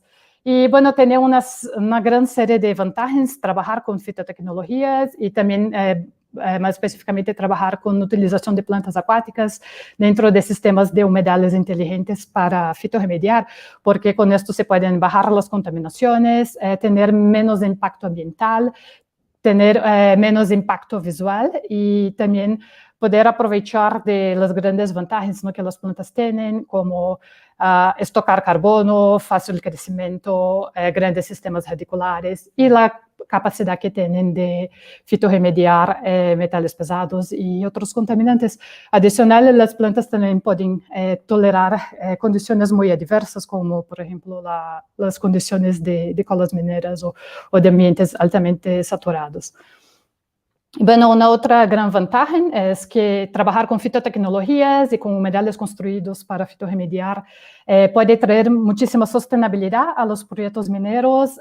También va a trabajar mucho con una mejor opinión pública que se tiene sobre la extracción de recursos mineros. Y obviamente puede mejorar también hasta el valor que el propio proyecto tiene con relación a la bolsa internacional, por estar utilizando prácticas más sostenibles. Y bueno, acá les traigo un ejemplo. Esto es una área en Canadá donde los expertos de medio ambiente del gobierno estiman como 130 billones de pasivos ambientales por los problemas que tienen con sus contaminantes en este proyecto. Y sin embargo, recientemente empezaron a trabajar con uso de tecnologías aplicadas para tratar los tailings, entre ellas también fitotecnologías, y están invirtiendo 3 billones para desarrollar estas tecnologías y trabajar descontaminación de los tailings que tienen. Entonces, cuando se ve este valor, puede parecer mucho a 3 billones invertidos en tecnologías para tailings, pero cuando se compara en relación con lo que se puede tener de pasivos, ¿no? Con un problema ambiental que se tienen, es como realmente una buena inversión. Y adicional, sabes que estás invirtiendo en desarrollar tecnología para realmente traer soluciones que pueden descontaminar el ambiente y mantener como una mejor seguridad para todos. Y bueno, cuando hablamos de plantas acuáticas, existen alrededor del mundo 4.000 especies de macrófitas acuáticas, y acá podemos ver donde tenemos como las mayores concentraciones de riquezas, tanto de riquezas como de endemismos de plantas acuáticas. Y bueno, toda la región del tropical, específicamente México, Colombia y Brasil, albergan tanto el mayor número de especies en términos de riqueza, como también el mayor número de endemismos de plantas acuáticas. Y ahí vemos como también un gran potencial, ¿no? De cuántas especies aún no se conocen sus potenciales para fitorremediación en términos científicos. Y, sin embargo, muchísimas especies ya fueron estudiadas con relación a potencial para fitorremediar y, sobre todo, fitorremediar una gran serie de metales pesados y metaloides. Acá en esta tabla pueden ver algunos ejemplos de plantas acuáticas y cuáles serían los metales pesados y metaloides que tienen habilidad para fitorremediar. Y bueno, hay 2 especies que son ampliamente utilizadas en muchos proyectos de wetlands para fitorremediación de metales pesados, que es Phragmites australis y Typha dominguensis. Y es bastante interesante porque ciertas especies a veces tienen la habilidad de fitorremediar específicamente un metal pesado, pero hay algunas especies que pueden fitorremediar una gran serie de metales pesados, como estas 2 especies. Adicional, también tienen una gran ventaja porque son especies como invasoras y muy agresivas, pueden desarrollarse en ambientes muy hostiles y tienen gran producción de biomasa. Entonces, también en términos de carbono son 2 especies como bastante interesantes. Y bueno, cuando hablamos de los mecanismos fisiológicos, ¿no? Que son mecanismos naturales que las plantas realizan y tienen la habilidad de fitorremediar, existen una gran serie de mecanismos fisiológicos. Los 3 principales son la fitoestabilización, la fitoextracción y la fitovolatilización. Y bueno, entre ellos es bastante interesante la fitoextracción, que tal vez sea el mecanismo fisiológico que sea como más ampliamente conocido, y donde dentro de este concepto tenemos las plantas hiperacumuladoras, que son especies de plantas que tienen la habilidad de acumular una cantidad muy, muy grande de metales pesados. Acá les traigo un ejemplo, que es una especie de sapotácea, la Sebertia acuminata, que puede acumular hasta 20% de su materia seca con níquel, y es una especie que es muy utilizada para fitominería, que ya es otro concepto, ¿no? Es utilizar las plantas para remediar o fitoextraer los metales, el metal de interés o el elemento de interés, y después es reextraer, ¿no? Este recurso de las plantas, y esto ya se utiliza en varias regiones. Y bueno, pero dentro de este es como un caso muy como exagerado en términos de hiperacumulación. Normalmente las plantas que son hiperacumuladoras van a poder acumular entre 1% de su materia seca con metales pesados, lo que es como bastante cuando se ve dentro de procesos, por ejemplo, de wetlands construidos para tratamiento. Y bueno, cuando hablamos más en detalle de cómo funcionan estos mecanismos fisiológicos, ellos están asociados con la propia fisiología de la planta, ¿no? Que son entre los sistemas de absorción de nutrientes, la translocación de los nutrientes que van de la raíz para la parte aérea y la evapotranspiración que las plantas realizan. Pero cuando estos procesos acontecen aliados con los contaminantes, ya podemos cambiar los nombres y vamos a trabajar con la fitoestabilización, la fitoextracción y la fitovolatilización. O sea, dentro del proceso de fitorremediación, la planta va a tener el contaminante en sus raíces, en su parte aérea, o entonces va a lanzar esto a la atmósfera. Y no que necesariamente va a estar lanzando contaminantes a la atmósfera y descontaminando el suelo o el tailing para contaminar el aire, porque dentro de estos procesos hay como muchos cambios bioquímicos, ¿no? Y cómo se están conectados los elementos unos con otros, formando como otros activos, ¿no? Entonces, este es como un poco el general, ¿no? De cómo funcionan los procesos fisiológicos. Y es bastante interesante porque una planta ela puede realizar más de un proceso fisiológico y puede trabajar con diferentes mecanismos fisiológicos para diferentes tipos de contaminantes. Y acá les traigo un ejemplo en esta tabla a la derecha, donde tienen una misma especie y dos tipos de contaminantes, ¿no? Que son como residuos de bombas, ¿no? De TNT y RDX. Entonces, por ejemplo, para TNT, esta planta tiene un proceso más voltado a la fitoestabilización y vas a tener como una mayor concentración de TNT en las raíces. Sin embargo, para RDX vas a tener como más un proceso de fitoextracción. Entonces, por eso cuando se establecen experimentos o estudios científicos con fitorremediación, es muy importante trabajar cómo está el medio, qué tienes de contaminantes en el medio que se está trabajando antes y después de tener las plantas, ¿no? Para fitorremediar, y cómo estos elementos se están translocando dentro de la planta, ¿no? Si están en las raíces o en la parte aérea, porque esto va a determinar mucho también cuáles son los mecanismos fisiológicos y cuáles son los metabolitos que están asociados a estos mecanismos. Y las plantas acuáticas, de una manera general, ellas tienen como una mayor concentración de metales pesados cuando trabajan fitorremediación en las raíces, y acá en esta tabla pueden haber como, por ejemplo, para diferentes elementos, ¿no? Aquí tenemos cobre, zinco y cadmio. Vas a tener como diferentes reacciones, ¿no? De las especies con relación a cada elemento, ¿no? Entonces, es una gran complejidad, ¿no? Que tienen entre qué tipo de especies se está trabajando, cuál es el elemento se está fitorremediando, cómo es este ambiente. Entonces, todo va a estar como influyendo en cómo funcionan los procesos de fitorremediación. Acá es un otro ejemplo con relación a las familias botánicas. No solamente puedes ver esto a nivel de especie, pero hay tendencias, ¿no? De ciertas familias botánicas, y esto está asociado con la genética que tienen como los grupos y los metabolitos, ¿no? Que estas plantas tienen.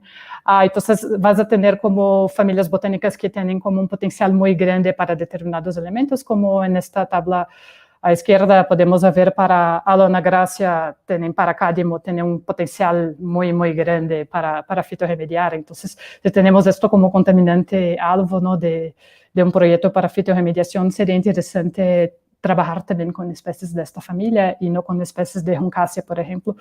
Pero esto también va a variar de acuerdo con el contaminante y los grupos de especies también que se está trabajando y las asociaciones que tienen entre ellos, porque también puedes tener efectos alelopáticos entre las especies cuando se trabajan con ellas en conjunto. Entonces también es como algo interesante ver entre trabajar con asociaciones o con especies de manera isolada.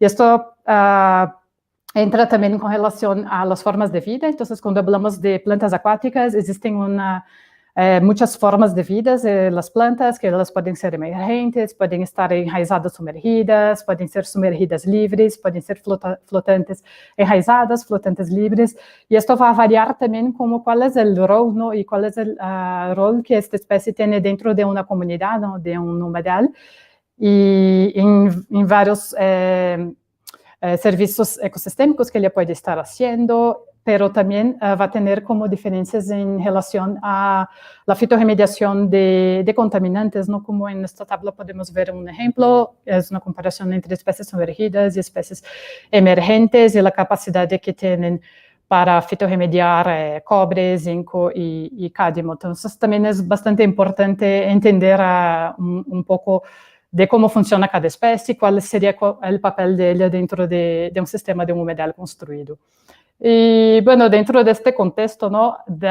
Hay como una gran serie de factores que van a estar involucrados en la extracción de los contaminantes por procesos de fitorremediación, que va a depender de la especie, de las propiedades del medio. Entonces, por ejemplo, si tienes ambientes más ácidos, más alcalinos, la temperatura, la región, la cantidad de agua, las características químicas de los contaminantes también es muy importante, la habilidad que la planta tiene para desarrollarse, entonces para tener su crecimiento vegetativo, cuál es la zona de raíces, ¿no?, que se forman en determinado ambiente. Entonces todo este conjunto va a estar como influenciando en las habilidades que las especies tienen para fitorremediar y son puntos como interesantes para estar investigando tanto a nivel de laboratorio, con experimentos en greenhouse, pero también con experimentos directamente en campo y en las condiciones que se tienen asociadas a los tailings.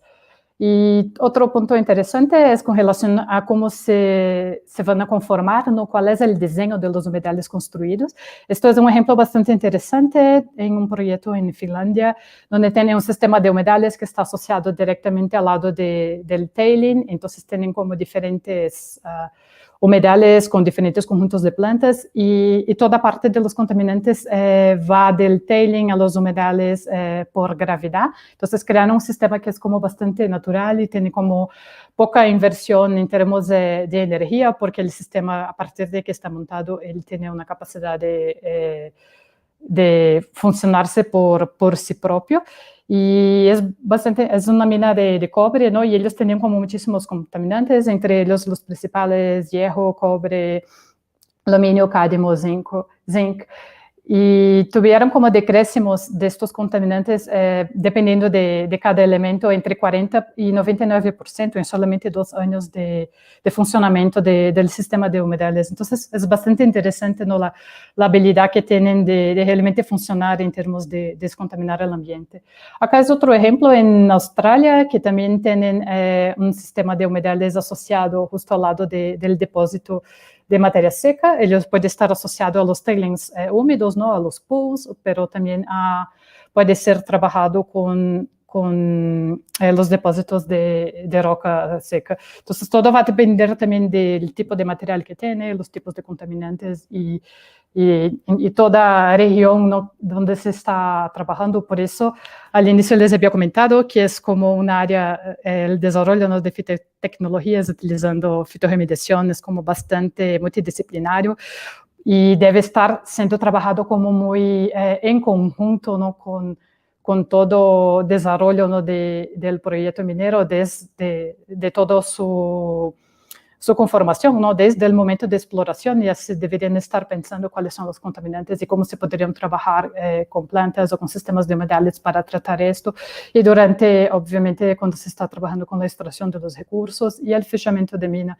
Pero es un tipo de concepto que se puede trabajar como desde el inicio de planificación, cuando se está haciendo exploración, hasta cierre, e inclusive se puede trabajar con áreas ya abandonadas, ¿no?, donde se tienen como concentraciones de contaminantes en minas abandonadas. Esto es un caso particularmente interesante en Australia, de tailings abandonados, donde crece Leucaris equisetina, que es una especie que tiene una habilidad, es una ciperácea con una habilidad muy increíble, puede crecer en tailings superácidos con pH entre 2.5 y altamente rico en diversos tipos de metales pesados. Y tienen esta capacidad tanto de desarrollarse como de estar descontaminando el ambiente. Y bueno, hay todo un reto, ¿no?, en trabajar con este proceso, ¿no?, de transformar, de transformar los conceptos que se tienen técnicos y científicos sobre fitorremediación y las habilidades que las plantas tienen en tecnologías comerciales que pueden ser utilizadas ampliamente, y en muchos países y lugares ya se trabajan con fitotecnologías, con plantas acuáticas, humedales construidos para fitorremediación. Sin embargo, en gran parte de la región tropical y en países como México, como Colombia, Brasil, aún son tecnologías que son como muy emergentes, ¿no?, y necesitan como apoyo e inversión para que se puedan desarrollar entre tecnologías aplicables y que puedan ser ampliamente utilizadas. Y bueno, ahí queda el gran reto, ¿no?, de transferir toda la experiencia de laboratorio y hacer este link de ciencia aplicada entre las universidades y centros de investigación con el sector industrial, y cómo poder traer como una mayor sostenibilidad y procesos de mineros, ¿no?, que pueden tanto producir todo su desarrollo, ¿no?, de extracción de recursos mineros, pero también tener como una preocupación en cómo tratar los residuos que se tienen de esta extracción. Bueno, muchas gracias.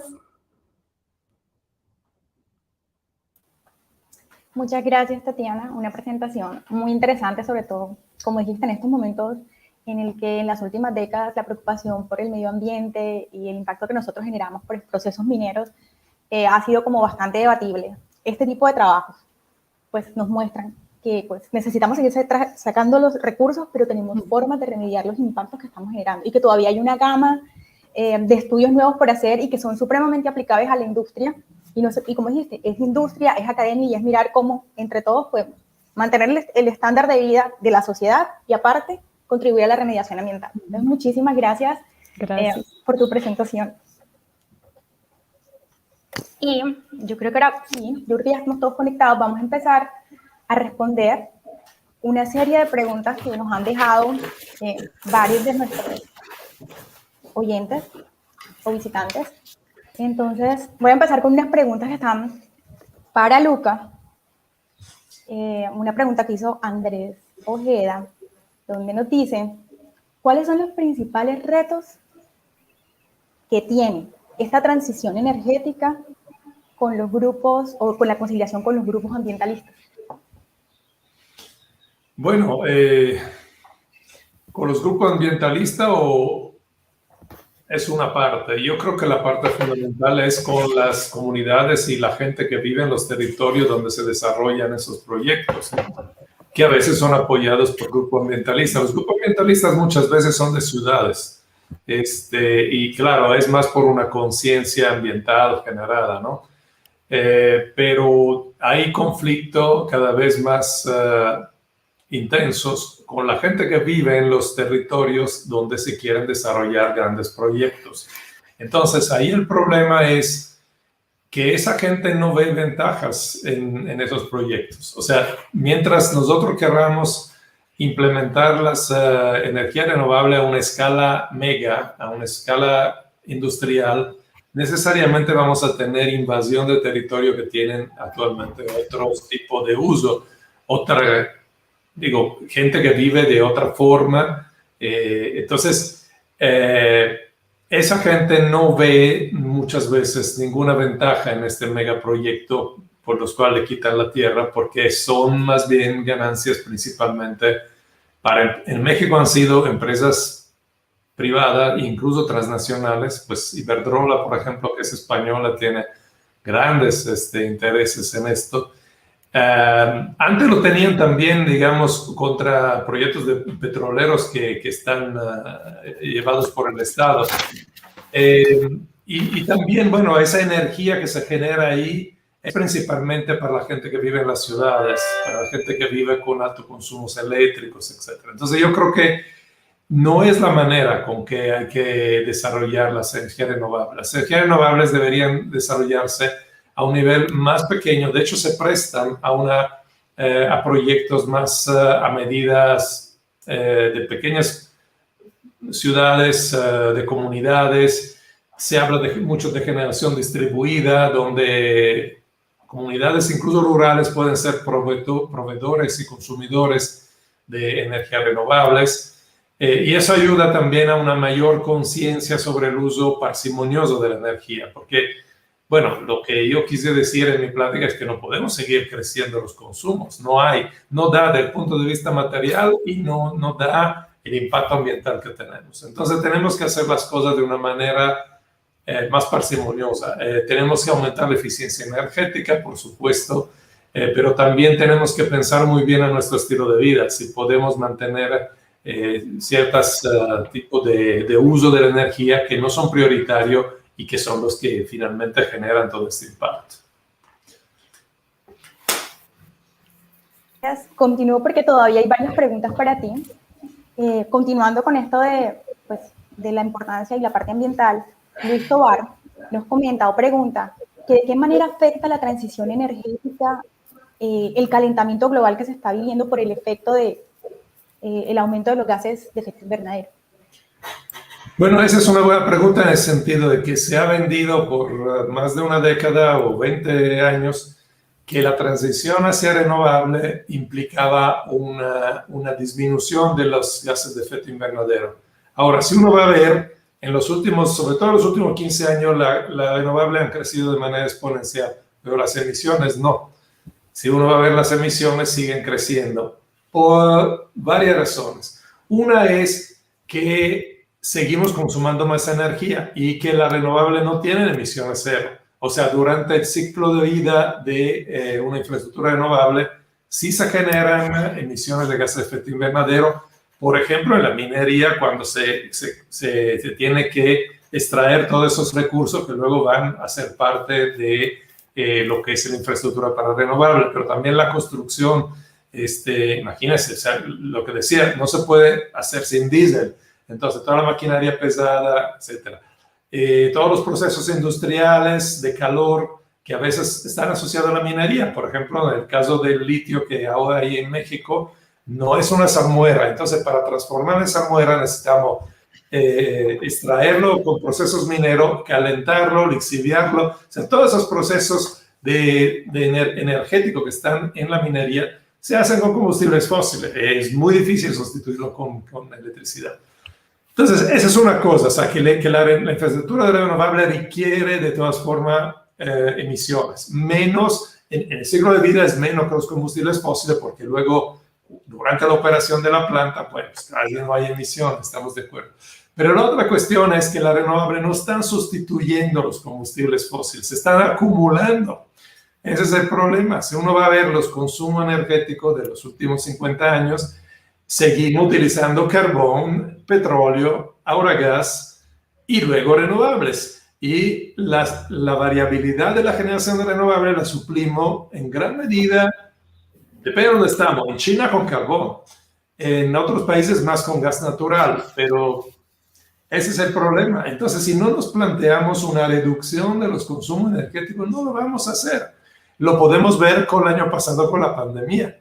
Con la pandemia ha bajado 6-7% las emisiones. ¿Pero por qué? Porque hubo la reducción de la aviación internacional, de ciertos sectores de la economía que finalmente no son prioritarios. Yo sé que es muy difícil este tipo de discurso, pero ahí están los datos.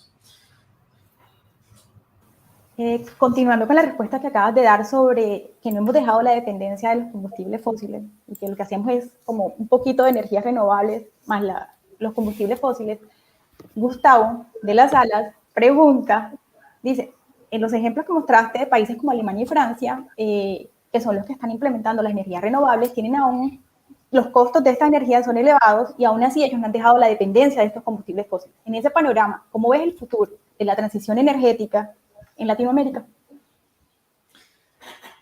Pues sí, la gran diferencia con Europa es que, mire, Europa, ¿por qué le ha invertido muchísimo a la renovable? Porque no tiene otra forma de energía. O sea, el petróleo del Mar del Norte va para la baja desde 2000. O sea, el pico máximo de producción del único petróleo básicamente que había en Europa, en el Mar del Norte, con Inglaterra y Noruega, está bajando desde 20 años. Entonces, Europa y, bueno, Alemania en particular le han invertido muchísimo a las renovables, porque todo el resto lo tiene que importar. Importan gas de Rusia, importan gas del norte de África, importan petróleo de los países árabes, etc. Entonces, a Europa le conviene ampliar mucho la parte de energía renovable porque es una producción indígena. El problema es que, o sea, la ventaja que tiene Europa es que tiene un sistema altamente electrificado, sobre todo de transporte.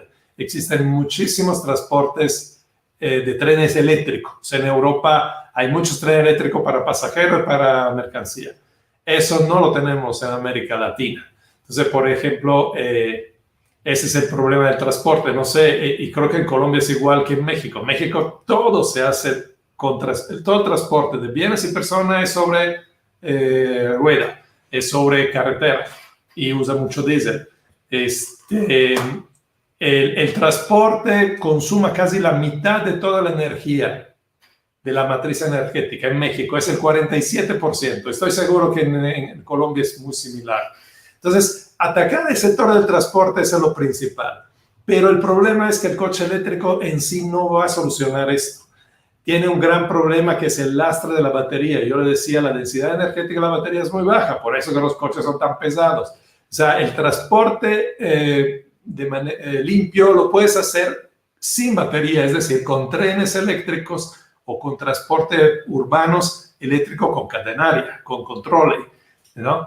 Eso es lo que deberíamos estar desarrollando, más que el coche eléctrico, que va a ser un nicho para ricos, porque siempre vamos a ver los precios de los coches, ¿no? O sea, sí, habrá este nicho, pero no lo vendamos como una solución para toda la gente. Entonces, bueno, yo creo que América Latina la tiene difícil porque sí tiene muchas fuentes renovables.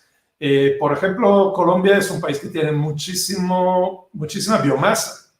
Y la biomasa es una fuente de energía que muy subestimada porque no produce, solo una parte se usa para producción eléctrica, pero puede producir biogás, biocombustibles, puede producir... incluso utilizando los desechos del bagazo de caña, de todos los procesos agrícolas, se puede generar mucha energía. Se tendría que enfocar más a ese tipo de energías, dependiendo de la región, porque cada región tiene diferente. México tiene mucho sol en el norte, vientos en algunos lados, biomasa en el sureste, agua en el sureste, pero el medio del país no tiene agua. Colombia tiene mucha agua, mucha biomasa, por ejemplo. Pues a eso le debería apostar, yo creo. Pero siempre con un uso sustentable desde el punto de vista ambiental y social. O sea, no podemos, ya en Colombia tienen suficiente problema ahora, yo estoy viendo, ¿no? Por otras razones. Pero evidentemente, o sea, tienes que hacerse consensuando las soluciones con la población. Luca, muchas gracias por tu respuesta. Ya queda una última pregunta para ti, que yo creo que ya es como el cierre de toda tu presentación. Juan Camilo Restrepo, que es profe de la universidad, nos pregunta, específicamente, ¿qué aspectos se incluyen dentro de ese llamado terminar con el proceso de globalización, en esa transición? Sí, yo sé que suena fuerte, pero... A ver, la globalización, si lo vemos en términos históricos, ha servido a una parte de la población mundial, no a toda. O sea, obviamente es un proceso que se ha dado para aumentar las ganancias de las grandes compañías, grandes empresas. Y algunas partes de la población de ciertos países le ha permitido mejorar sus ingresos, no necesariamente su condición de vida. Principalmente los países asiáticos como China, en parte India, donde se ha creado toda una clase media, ¿no? Que antes vivía en condiciones rurales, se ha ido a las ciudades, gana un poco más, aunque, en condiciones de trabajo no excelente. En México eso se ha visto con la industria maquiladora que se ha desarrollado en el norte y centro del país, digamos, ¿no?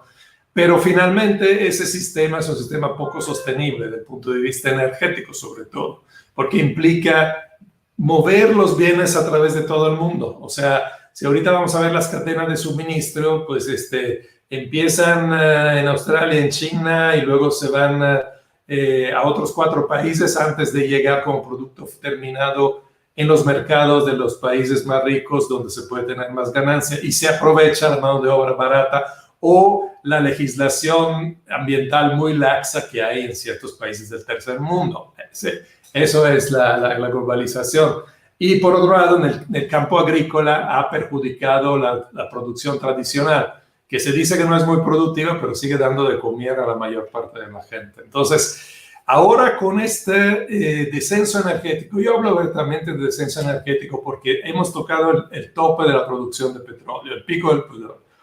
El pico de la producción de petróleo convencional se tocó en la década pasada y el pico global, incluyendo lo de fracking y todo lo demás, se tocó hace ya 2 años y medio. Claro que uno dice por la pandemia, pero la verdad es que yo dudo mucho que se pueda regresar a este máximo que tuvimos a final de 2018. Entonces, si hay menos petróleo, y hay menos petróleo también porque las empresas petroleras invierten menos, porque no es ganancia, porque como ha bajado el precio, no tienen ganancia porque el petróleo que queda es caro. Entonces, al tener cada vez menos petróleo, que podría verse bien desde el punto de vista ambiental, en la práctica es que no vamos a poder mantener todo este sistema de la civilización industrial globalizada. vamos a hacer una desglobalización, que nos guste o no nos guste. Entonces, ahora, yo creo que en lugar de verlo como una desgracia, deberíamos verlo como algo positivo si lo enderezamos hacia el desarrollo de economías más locales. Y eso ahorra mucha energía y mucho impacto ambiental. Si nosotros producimos y consumamos a nivel, digamos, lo que se puede hacer en el radio de 200, 300 kilómetros, en lugar de 10,000 kilómetros, porque uno agarra cualquier producto y está producido en el resto del mundo. Esa es una gran disminución de la energía y que va de la mano de las emisiones de gases de efecto invernadero. Si nos interesa el cambio climático, es el futuro. No veo de otro. Gracias. A ti, Lucas, muchísimas gracias por todas tus respuestas y sobre todo por la charla que estuvo supremamente interesante. Aprendimos mucho todos. Y paso entonces ahora a un grupito de preguntas que tiene Alexandro. Empiezo con una que nos deja Andrés Ojeda. Cuando estabas hablando de todo esto, de que hay que categorizar todos los recursos, de que hay que hacer un proceso completo, él nos pregunta, ok, en el avance de la minería, de los depósitos metálicos, ¿ha habido algún avance con los depósitos metálicos marinos? Bueno, gracias por la pregunta.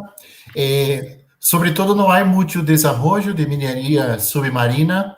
Hay sí algunos pequeños ejemplos en África de minería de diamantes, donde hacen con barcos que hacen la succión del agua.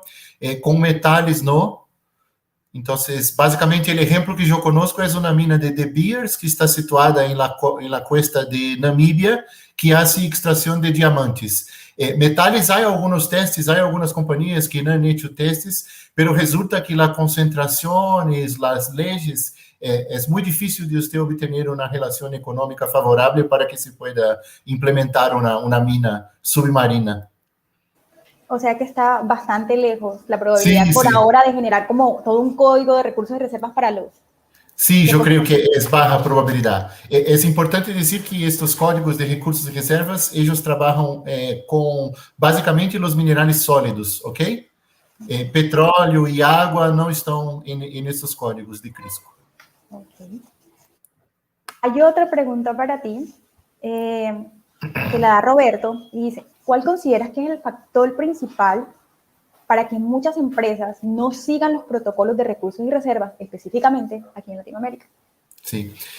Básicamente, estos protocolos y estos códigos todos surgieron después de una fraude muy grande que pasó en Indonesia en el año 1999. Hay una película sobre eso, se llama Gold Rush, que es con Matthew McConaughey. E é uma película muito interessante que conta toda a história de como surgiu e se inventou depósito que depois não existia. Então, aí, os organismos internacionais e as instituições financeiras verificaram que havia ponto que necessitava de pouco mais de controle. E aí, desde aí, surgiram esses códigos para que a indústria e a gente que trabalhava na indústria mineira pudesse reportar seus recursos e reservas de uma forma mais organizada e evitar esse tipo de fraude. Em relação a la pequeña minería, yo creo que el principal punto por lo cual ellas no cumplen sería el costo, porque no es barato tener un competent person en la inversión, los protocolos y todo esto, si ellos no tienen un beneficio o un incentivo para tenerlo. La gran minería siempre lo va a tener porque ella publica sus acciones en las bolsas, entonces siempre tiene un beneficio económico de estar en un estándar elevado. Entonces yo creo que el principal punto es el costo. Acá en Latinoamérica nosotros estamos desarrollando, hay tradición minera en países como Brasil, Chile, Perú, Argentina, en Colombia también. Entonces, esta es una práctica muy recién y ahora existe más en la política del país estar más adherente del código, porque eso es un vehículo de atracción de inversión financiera internacional. Entonces, yo creo que ese proceso de crear la Comisión Brasileña y la Comisión Colombiana y más países adentrar en el CRISCO, eso va a ser positivo, abarca primero la gran minería, pero después la pequeña minería puede tomar ahí la misma ruta y tener un poco más de incentivo y un poco más de inversión, y ahí eso podría generar para que más compañías y el país como un todo aderisse más a estos códigos. Teniendo en cuenta eso que acabas de decir, va muy alineado con una pregunta que estaba haciendo Juan Ariza, donde él decía, bueno, tenemos unos códigos y unas reservas que se están empezando actualmente en Latinoamérica, pero ¿qué tan controlado es esto? Países como Colombia, donde todavía hay minería ilegal, no tienen controles sobre estos códigos de recursos y reservas. ¿Cómo ves tú que se pueda controlar este tipo de cosas?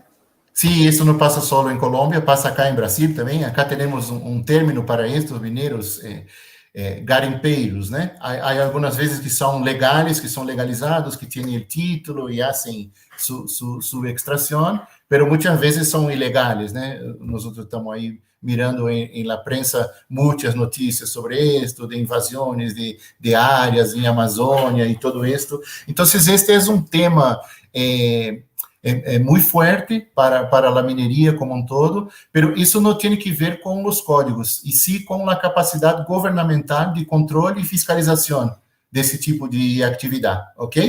El código es justamente una forma del país tener un estándar y un protocolo para que se comunique las compañías con las instituciones financieras y, eventualmente, algunos países como Chile y Colombia también, los códigos de recursos y reservas están en la forma de la ley.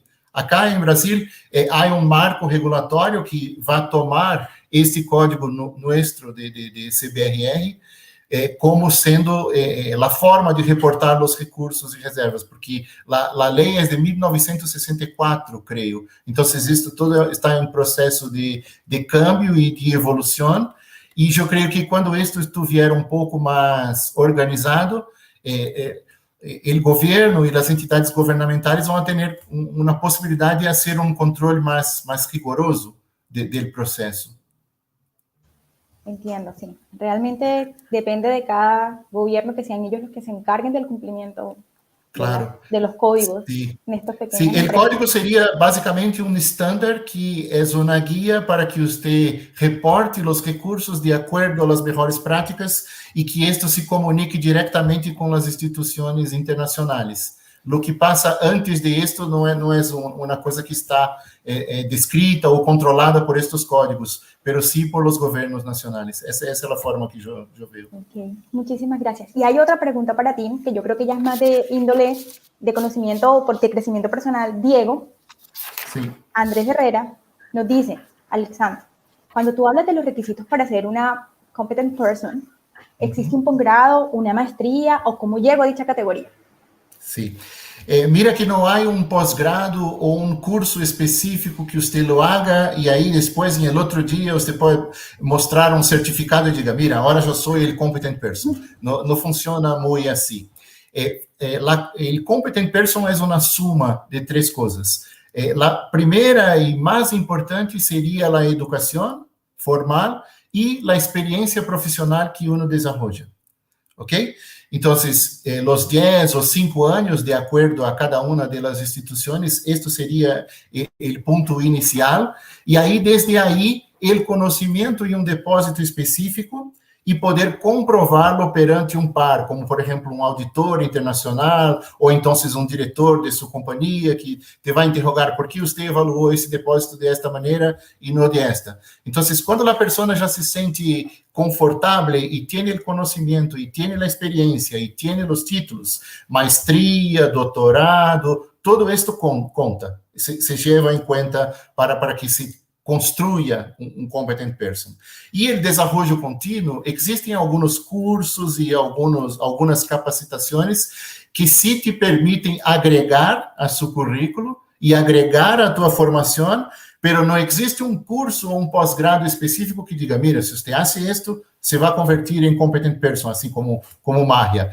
Lleva tiempo, conocimiento, experiencia, registro, y la historia de la carrera del profesional como un todo, e, ante todo, a prática, a ética que uno emplea em seu trabalho. Isso tudo é parte como te digo, a indumentária, a idiosincrasia, ¿no? Como se diz em espanhol, de lo que é el competent person. Muchísimas gracias. Y tengo una última pregunta para ti, que la hace Juan Sebastián Salcedo, donde te pregunta, cuando las mineras tienen reducción en los porcentajes del material que están extrayendo, ¿cómo se maneja esta situación ante el reporte de recursos? Sí, mira que os reportes ellos são hechos em bases anuais, então sempre que há uma redução ou então se agrega mais metal, sempre ao final de cada ano se publica isto em las bolsas. Basicamente estão os reportes, a companhia que trabalho eu, Anglo Gold Ashanti, ella hace uma suite de reportes todos os anos e explica muito claramente a todos os seus inversionistas que passou, por que ganhou ou por que perdeu. Então, é um processo de gestão que é feito em base anual e isto se constata com mais exploração ou em base à produção, quando se está fazendo a mina, muitas vezes há pouquinho mais de ouro ou então um pouquinho menos, então se consolida esse número ao final de ano e aí se reporta a auditoria interna e externa nessas companhias e tudo esto é comunicado a las instituições financeiras e a los inversionistas. É assim que funciona. Muchísimas gracias, Alexandro. Entonces ahí terminamos con las preguntas para ti y nos vamos con Tatiana, que solamente le echaron flores en el chat, pero hay una pregunta la primera pregunta que te la mandó Diana Costa, donde ella te pregunta, ¿qué tanto incide el piso térmico en la capacidad de los procesos descontaminantes de las plantas? Bueno, la temperatura es extremadamente importante para las plantas. Yo no sé si ella habla más específicamente de cambio climático y una cuestión más a largo plazo o a nivel local.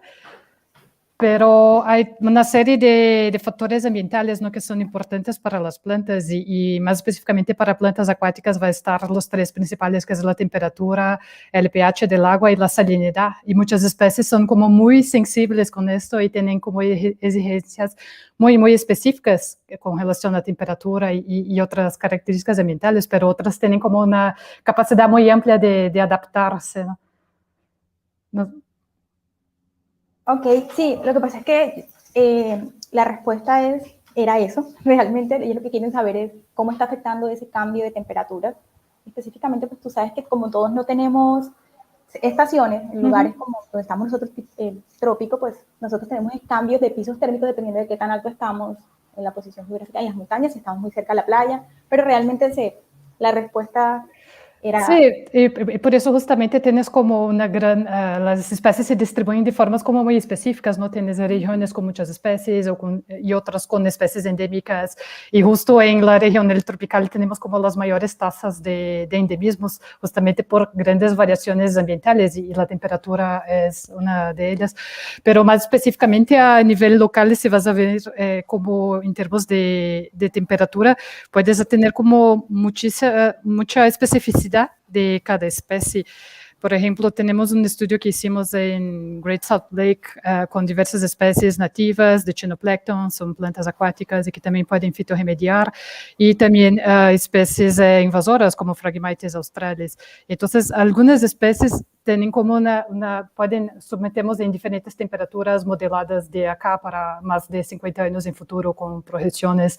Entonces, tienes como una tasa muy de aumento de temperatura y aumento de sequías, entonces también simulamos esto con relación a potencial de agua disponible para las plantas. Y vas a tener algunas plantas que van hasta un límite y pueden llegar como muy, muy alto en su amplitud de temperatura que pueden aguantar, y variaciones térmicas que vas a tener a largo entre día y noche, y variaciones térmicas que también puedes tener a largo del año, y algunas especies no son extremadamente sensibles. Entonces, en términos de variaciones térmicas por cambio climático, algunas especies no van a tener como habilidades para adaptarse, ¿no?, a las nuevas condiciones, y tal vez se extinguen o tal vez se reduzcan a zonas como muy restritas, sin embargo otras especies no, y obviamente esto está influenciando totalmente en el metabolismo de la planta, ¿no? Y como el proceso de fitorremediación es parte del metabolismo de las plantas, entonces esto también va a tener afectado, básicamente si la planta no puede desarrollarse, ella no va a poder trabajar procesos de fitorremediación. Pero si ella tiene como un buen desarrollo, y esto va a estar como asociado también con las condiciones ambientales y sobre todo temperatura, que es una condición como extremadamente importante para las especies de plantas. Excelente, súper interesante. Hay otra pregunta donde dice, ¿en México y en Brasil han comenzado con pequeños pininos en cuanto a la fitorremediación? ¿O todavía en Latinoamérica estamos bastante crudos con respecto al tema? Sí, hay varios proyectos con fitorremediación en México, sobre todo para tratamiento de aguas grises. Hay un centro ENAU, que es el Centro de Tecnología en Agua, está en Morelos, cerca de Ciudad de México, y ahí han desarrollado muchísimo en términos de humedales construidos, tienen proyectos en todo México, en Norte, en Sonora, en Pátzcuaro, etcétera, e inclusive dan cursos con esto, pero específicamente enfocado para minería, no, aún es como muy emergente y como bastante novedoso, entonces hay como un campo muy vasto, ¿no? Para se desarrollar en términos de fitorremediación y sobre todo con utilización de plantas acuáticas, pero para otras aplicaciones industriales y sobre todo para tratamiento de aguas grises hay diversos proyectos ya en andamiento ya de más de década. Excelente. En línea con eso, Estefanía Gómez nos pregunta, ¿cómo trabajan las plantas la contaminación por hidrocarburos? Porque estamos hablando de que puedes hacer fitorremediación y humedales para extraer materiales de la minería. ¿Cómo se puede hacer con hidrocarburos? ¿También hay algunos ejemplos? Sí, también hay varios proyectos que se trabajan con hidrocarburos, y esto ya desde la década de 80, en términos de academia, tienen como muchísimo conocimiento y varios experimentos, y se conoce como toda la cadena y el proceso de habilidad como hace, pero en procesos aplicados hay como menos ejemplos, pero sí se puede trabajar con hidrocarburos también. Una última pregunta que nos coloca otra vez, Andrés Cárdenas. Él dice, ¿el área donde se realiza el proceso de fitorremediación puede cerrar y volver a su ecosistema natural? ¿O nos genera un nuevo ecosistema? Al momento de poner una sierra y vamos a trabajarla. Sí, hay varios casos. Se puede trabajar, por ejemplo, hay muchas ciudades que trabajan con humedales urbanos, que ya eran humedales naturales y obviamente se trabajan en otros proyectos para excavar en algunas partes, alimentar áreas, controlar como el flujo del agua, porque esto también va a influenciar bastante si tienes como flujo superficial o flujo subsuperficial del agua y determinadas, y obviamente agregar plantas para trabajar esto. Entonces puedes trabajar con ambientes naturales y hacer modificaciones y trabajar procesos de fitorremediación ahí, o puedes trabajar con humedales completamente construidos en áreas donde no había un ecosistema de humedal antes, que es gran parte de los casos que se utilizan más en industria y en minería son humedales construidos, ¿no? Entonces son humedales totalmente artificiales y donde se puede manejar el conjunto de plantas que se va a trabajar. Entonces, en muchos casos, lo que se trabajan son como series de humedales, entonces puedes tener una determinada especie como que es menos exigente de condiciones ambientales para desarrollarse y tener mayor capacidad de remediar contaminantes más como complicados, y después tener como otras especies o conjuntos y asociaciones de especies. Entonces la idea es que si tienes como la inversión, ¿no?, de construir estos humedales y que pueden ser en serie o no, y pueden ser humedales pequeños o extremadamente grandes, como uno que enseñé en la foto, que es en Oman, esto es para hidrocarburos, inclusive, y es una cosa enorme, es uno de los mayores en el mundo de humedales construidos para descontaminación, y está construido en medio del desierto. Entonces, obviamente, si creas una estructura de esta, no tienes como ningún interés en transformar esto en otro ecosistema después, y sí en utilizarlo para esta finalidad, ¿no?, de descontaminar. Pero en los casos de utilizar humedales naturales, que es lo que se utiliza mucho en condiciones de humedales urbanos, tanto para descontaminación de aguas grises como también para control de runoff, de sedimentación, ¿no? El agua que puede escurrir por las ciudades y traer como sedimentos y contaminantes, etcétera. También se puede trabajar con áreas de humedales naturados o humedales modificados para descontaminación, para fitorremediación también. Bueno, hay una última pregunta para ti, que dice, ¿qué potencial tiene la fitorremediación para terraformar un planeta o para colonizarlo como el planeta rojo? Bueno, yo pienso que la fitorremediación y el uso de humedales construidos tiene un potencial muy, muy grande y se ha demostrado esto en varios países y obviamente hay una tendencia mayor de mayores estudios y mayores aplicaciones en regiones temperadas y más recientemente se empezó a desarrollar más en regiones tropicales. Entonces hay como varios retos, ¿no? En términos de tecnología, de diseño de humedales, de especies de plantas, nuevas especies y potenciales de fitorremediación que se puede descubrir, pero sí tiene como un potencial muy, muy grande e inclusive puede ser trabajado. Acá en México, por ejemplo, se han trabajado mucho humedales construidos junto con proyectos de viviendas, de casas, ¿no? Entonces tienes como un loteamiento y varias casas que se van a ser construidas y todo tratamiento de esto va para una zona de humedales. Entonces, además de tener la parte de tener una solución, ¿no? Para el problema de los contaminantes que tienes en esta nueva zona de moradía, ¿no? Que se está creando, tienes como todo el aspecto visual, ¿no? Porque los humedales pueden ser como muy atractivos visualmente, ¿no? Son bonitos, tienen plantas, las plantas acuáticas tienen una diversidad muy grande de especies, con gran belleza ornamental, muchísimas flores bonitas, inclusive estas ninfas, las ninfeas, conocidas como los lotos de agua, varias especies de esas también tienen capacidades de fitorremediar y tienen como una gran belleza. Entonces, hay como un gran potencial de empezar a inserir el concepto de trabajar con humedales, tanto a nivel industrial como en las ciudades y en mejoría de los ambientes, ¿no? Como de tener ambientes como bonitos y funcionales también. Tatiana, muchísimas gracias. Realmente el tema de trabajo es algo emergente completamente, que yo sé que va a solucionar muchísimos problemas actuales de la minería y que esperamos que muchísimas empresas compren la idea para hacer las primeras pruebas, porque realmente sería una ayuda grande sobre todo en esta época que todo el mundo está preocupado con el daño que le hacemos al medio ambiente, pero no se dan cuenta que tenemos nuevas tecnologías que hay que probar. Entonces, excelente. Y muchísimas gracias por tu presentación. Le doy paso a Nicole. Bueno, agradecemos a todos nuestros invitados por su especial participación y a todos los asistentes por acompañarnos en esta sesión de Cátedra Global. Los invitamos a que sigan conectados a la programación de Cátedra Global Virtual. Asimismo, los invitamos a que nos sigan en Instagram como @uninorteglobal y compartan su experiencia durante Cátedra Global Virtual. Los siguientes contenidos de Uninorte Co te pueden interesar. No olvides suscribirte a nuestro canal.